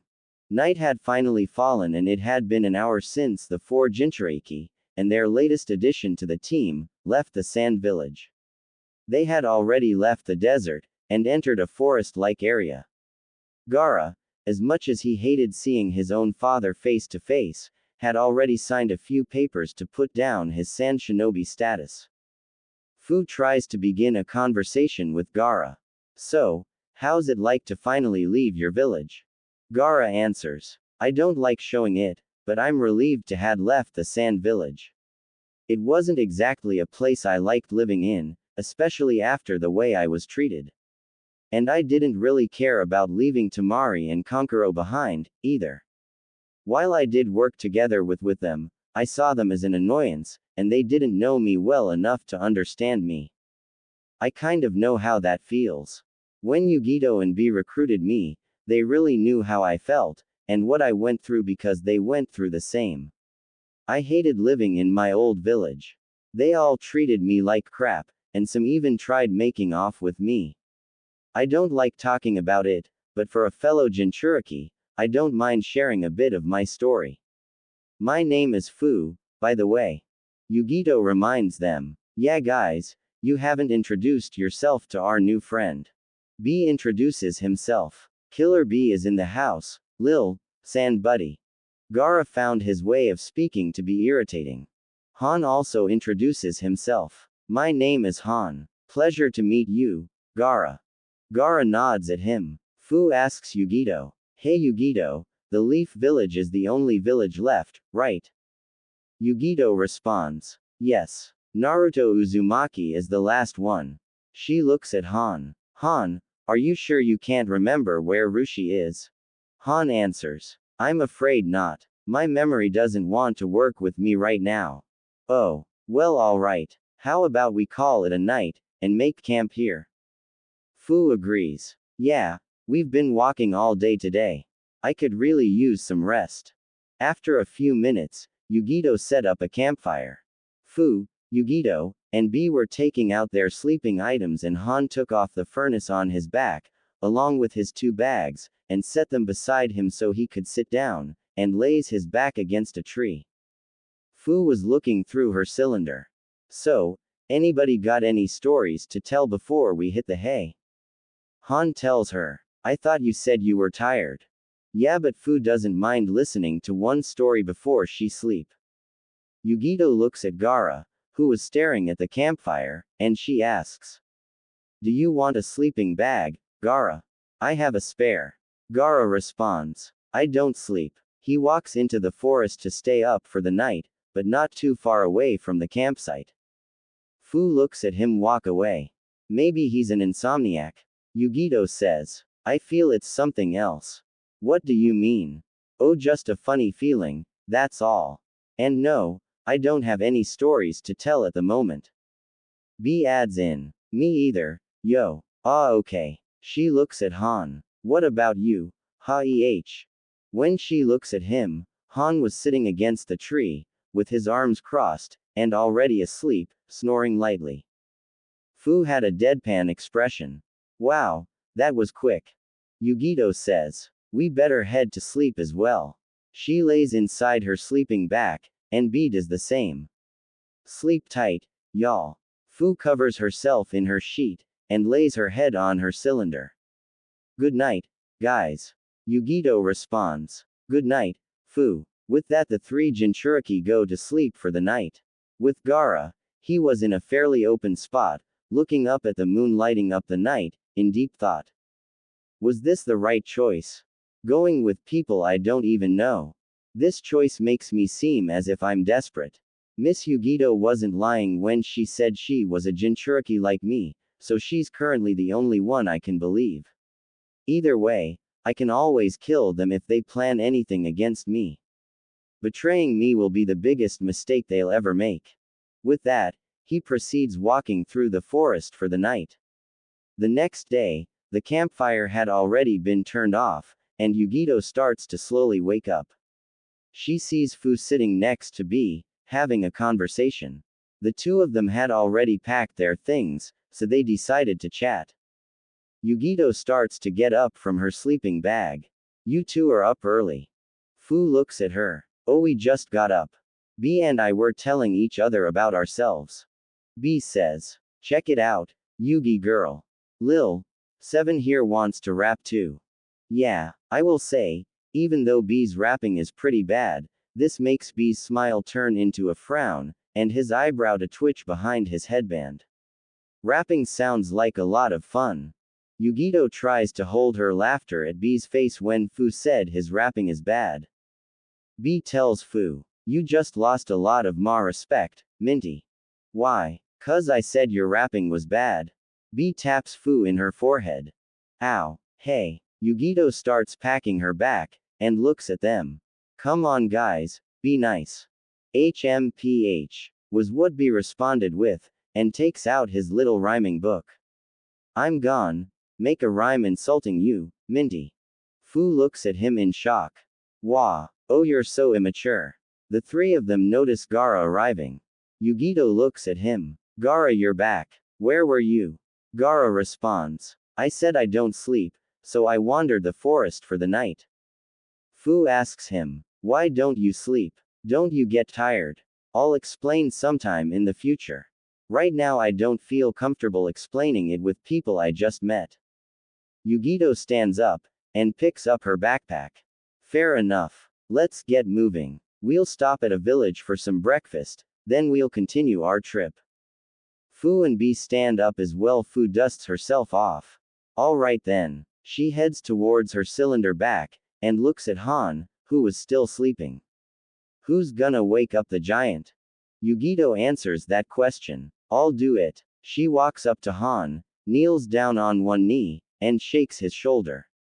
Han, wake up. Han just tumbles over, and hits the ground with his arms still crossed, and still sleeping. Yugito widens her eyes at his sudden collapse. B answers to that. Big ol' red must be a heavy sleeper.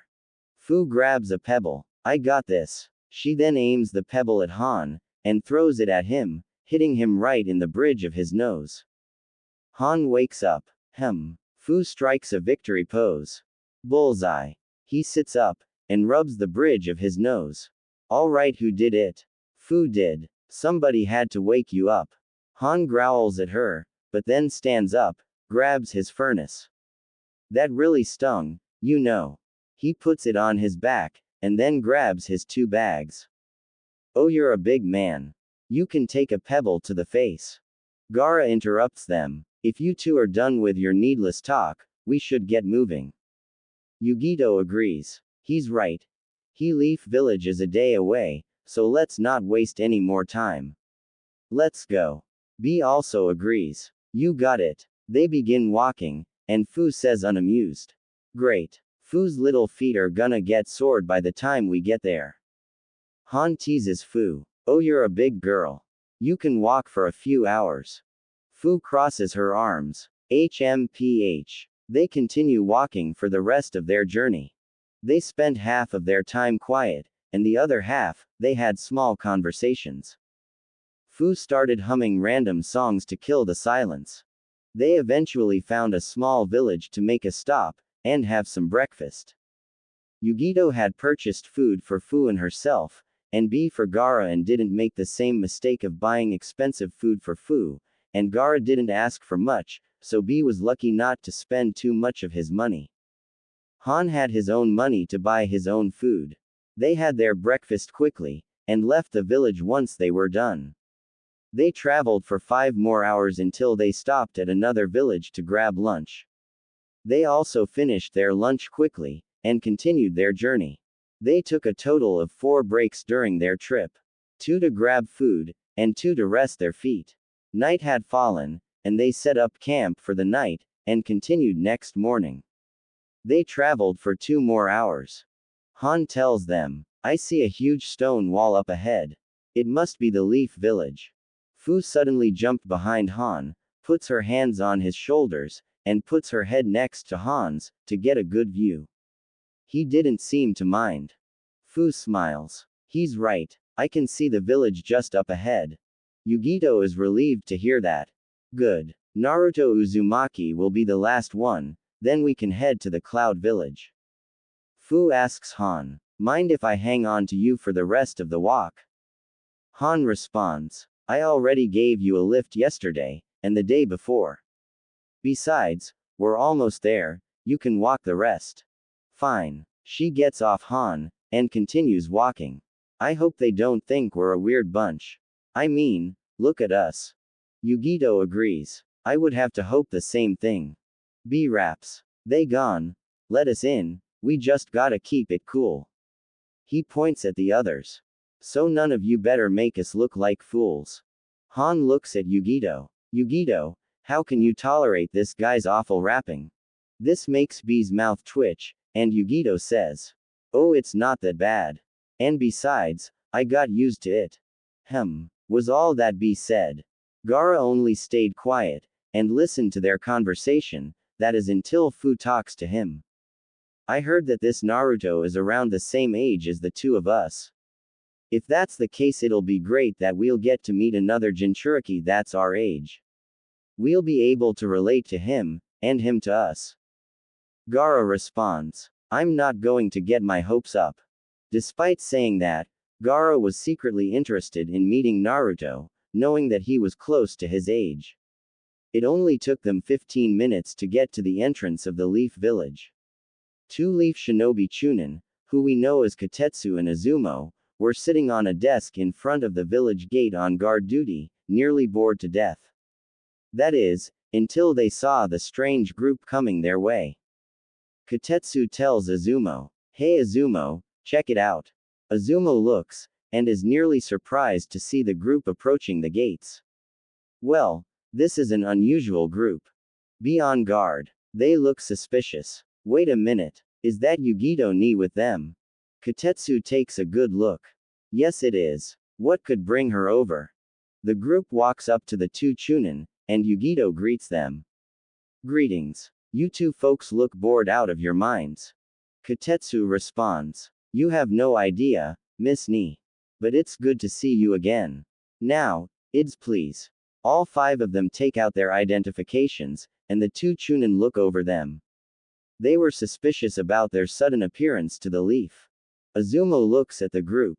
Your friends are the weirdest group I've seen all day. Han says. We'll take that as a compliment. They hand the group their ids back, and Izumo asks. So Miss Ni, what brings you and your friends over to the Leaf Village? B says instead. We're here to see Naruto, homie. Izumo wonders. Naruto. Kotetsu says. He'd be the last person in this village any outsider would want to see. Yugito tells them. Well, we're not going to see him directly. We're going to talk to your Hokage about him. We have our reasons, now we'll get going. I'll see you two later. With that, the group follows Yugito to the Hokage building, as the two Chunin watch them leave. Kotetsu wonders. Talk to the Hokage about Naruto. What does she mean by that? Izumo says. Well, it's not our business. So let's stay out of it. Yugito and the others proceed walking through the village, and Fu marvels at the village, noticing how alive and colorful it was. Wow, I would love to live here. It's a very pretty village with lots of smiling faces. Not to mention, the village is surrounded by lots of trees, and I've heard about the Aburame clan and their love for bugs. Let's stay here for a while. Yugito says. Well, I was planning on having a stop here until tomorrow. Heading to the Cloud Village is a one-day trip, and we do need a few supplies, so yes, let's stay here for a while. Fu gets excited. Yay. But first, we're going to see the Hokage. Yeah, I'm aware. Han looks at Fu. You know, you've been pretty happy for someone who spent most of her time alone and sad. Fu shrugs. Meh. Even I wonder why that is. B says. Minty ain't the only one.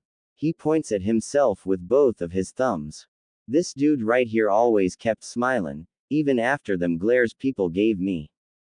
Han looks at B. Oh, I can believe that. You don't look like a person who would get angry or sad so easily. Fu tells him. Unless you say how bad his rapping is. B grows a noticeable vein on the side of his right eye. Watch it, Minty. Or it's gone. Get shitty. Yugito only smiles at their conversation, and they proceed walking to the Hokage Tower. It took them 4 minutes to arrive, but when they enter the tower, other Leaf Ninja look at the Jinchuriki group strangely. It's not every day they see such a colorful group of ninjas. Yugito took note of their staring.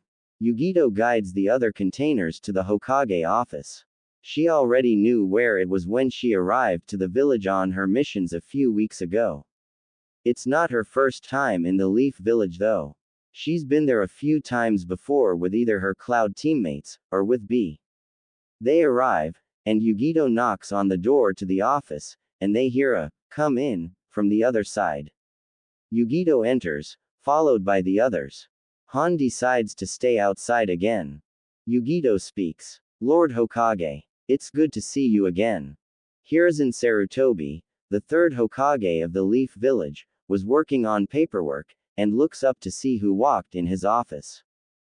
B speaks. Yo. Good to see ya, old man. Hiruzen speaks. Yugito ni. B. What a surprise. I didn't expect you both to visit. He looks at the other members in the group, and notices Gaara was in with them. Sarutobi is surprised by the young boy being in his office. Gaara of the Sand. What is he doing here? Gaara glares at the Hokage, and Yugito tells Hiruzen. It's okay, Lord Third. He's with us, and we're here to ask you of a request. Hiruzen calms down, and leans his back against his chair. He looks at Fu. And you, young lady. Fu introduces herself. Oh, I'm Fu. Nice to meet you, Lord Hokage. Very well. He looks back at Yugito. What will your request be? Yugito continues. It's about Naruto Uzumaki. What about the boy? Well, I actually don't think this request will even be considered, but we would like to request if we could recruit him. Recruit him? What do you want with him? Well, like I said, I don't think this request will be considered, seeing as the boy doesn't know of his status, but. Hiruzen cuts her off. He already knows. Yugito asks. Pardon. Naruto knows of his status. It was revealed to him last night by a man known as Mizuki. Oh, I see. Now, why do you wish to recruit him? Lord Hiruzen, you must probably know of the lonely life the boy lived because of his status. And as Jinchuriki like him, would like to show him that there are people just like him, who have been alone, and have suffered for the same reason. Wait. The Hokage realizes. Yugito, Gaara, I'm well aware of your status. He looks at Fu again. But you too as well, Fu. Fu smiles, and answers. That's right. I was the Jinchuriki of the Waterfall Village. Yugito adds in. And there's another Jinchuriki waiting outside the office. Han from the Stone Village. Hiruzen's eyes somewhat widen. What are 5 Jinchuriki doing here in the Leaf Village? He looks at Yugito. Yugito, what are you planning? Lord Hokage, I want to show my fellow Jinchuriki that they can have a positive life. I want to show them that they can gain the loyalty me and be worked so hard for, especially the younger and less experienced ones, like Naruto, and the 2 young ones behind me. Referring to Fu and Gaara. That's what the 5 of us are here for. The aged Hokage said. You have a kind heart, Yugito, and I admire that you want what's best for Naruto, and the rest of the Jinchuriki. I am completely aware of what Naruto has been through, and I did everything in my power to try and make things better for him. However, letting Naruto go is not up to me, it's up to the council. They control what happens to Naruto more than I do. Yugito thought. I figured as much. Hiruzen continues. However, I can arrange a meeting discussing Naruto. And if I do, I would like you to participate in it, Yugito. Yugito agrees. Very well. When will it be possible for the meeting to be arranged? I will make plans of arranging it tonight at 8. I suggest you stay in the village a little longer. We were planning on staying until tomorrow morning, if that's fine with you. That's perfectly fine. Until then, Yugito, I would like you to arrive here at my office at 7 at night, and I will let you know if the meeting will take place. Yugito responds. Very well. Thank you for your time, Lord Third. I will be here by that time. Gaara then speaks. I have something to say. Everyone in the room looks at him. It would be a lot fairer if all 5 of us attended the meeting. Miss Yugito can't debate with the council alone, and having the 4 of us with her will give the council more reason to grant Miss Yugito's request. Yugito was surprised of his words. Gaara. Fu speaks. You know, I would have to agree with him. Yugito, you need all the help you can get, and we'd be willing to help you bring Naruto with us. B agrees. Count me in too. Yugito lightly smiles, and looks back at the Hokage. Well, Lord Hiruzen. Hiruzen says. He does make a valid point. Very well, I shall allow all 5 of you to attend the meeting. Yugito keeps her smile on. Thank you, Lord Hokage. But be aware. You will be going up against the clan leaders of the Leaf Village, and civilian council members. Use the right words, and make your statements or reasons as accurate and reasonable as you can. You don't want to make this a waste of time for the council, so all four of you, and the man waiting outside, be well prepared for tonight. We will, Lord Hokage. At 7 at night we'll be here. Hiruzen agrees. Very well. You are dismissed. With that, the four containers exit the office, and Yugito closes the door. They begin walking, and Yugito looks at Han. You heard all of it, yes? Han responds. I did. I'll happily go to the meeting with the five of you. Good. She then looks at B. Now B, I know your brother told you this already, but I'm going to keep reminding you.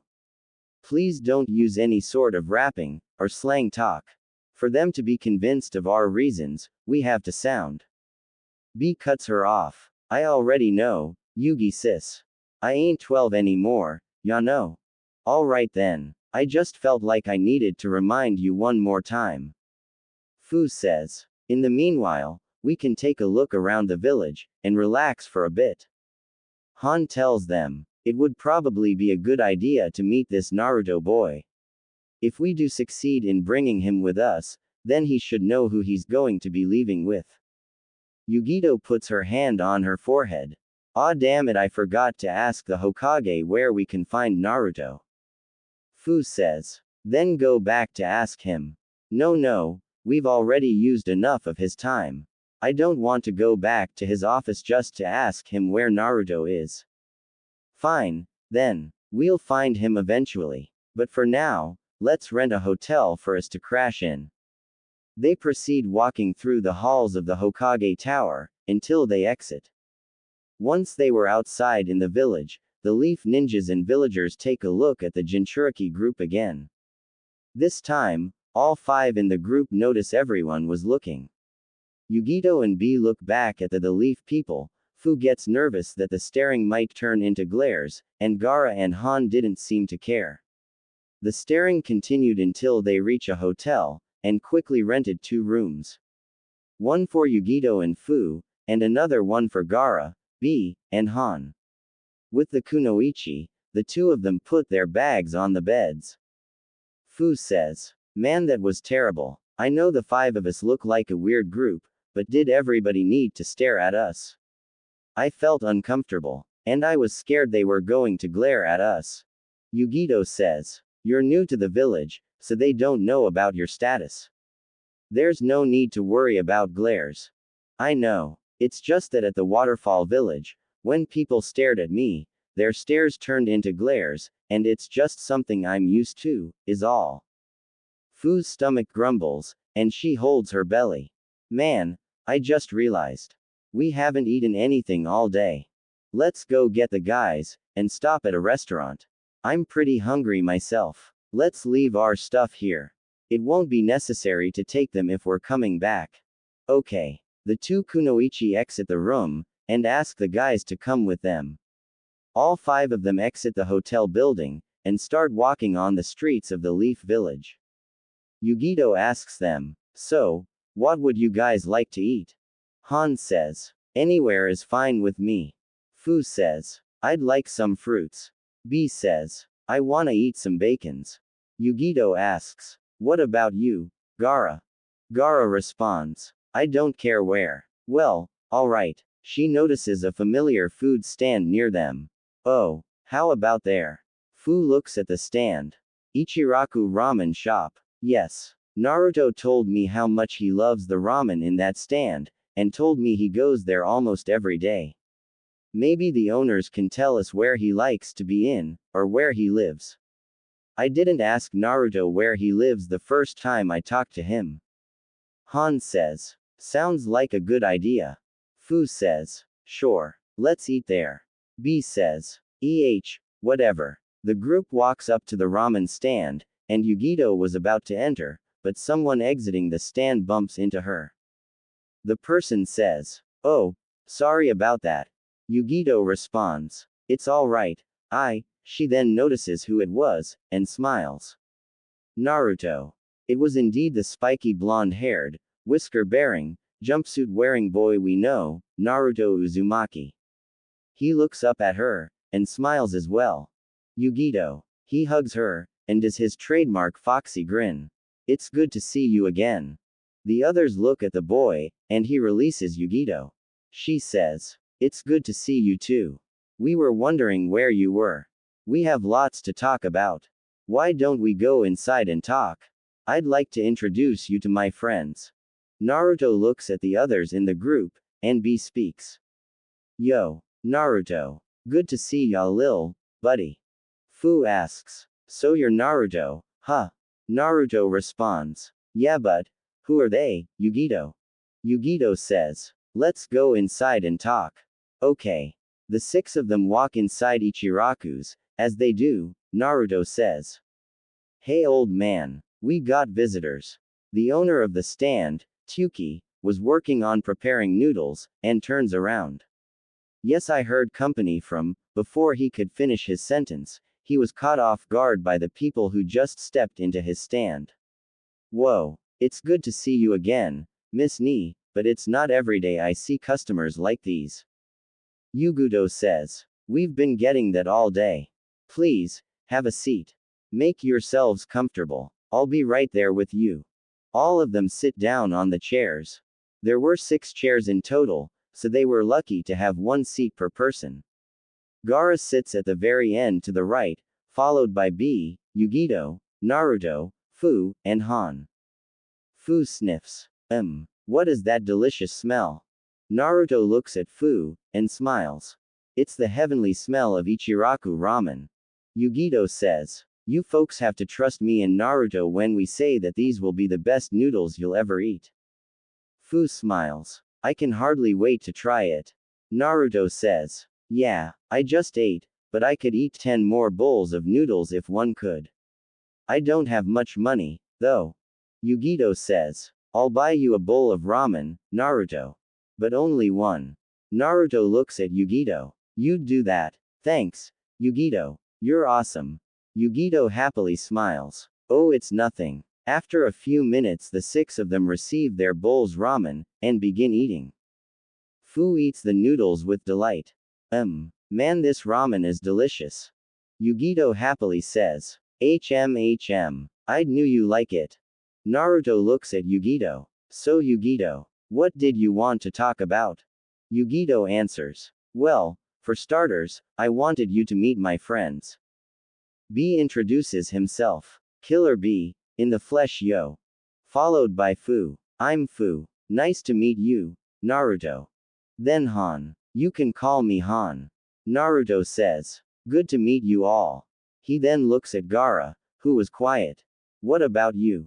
Gaara simply says, "Gaara." Naruto says, "Okay." He looks at Yugito. "Why did you want to introduce them to me?"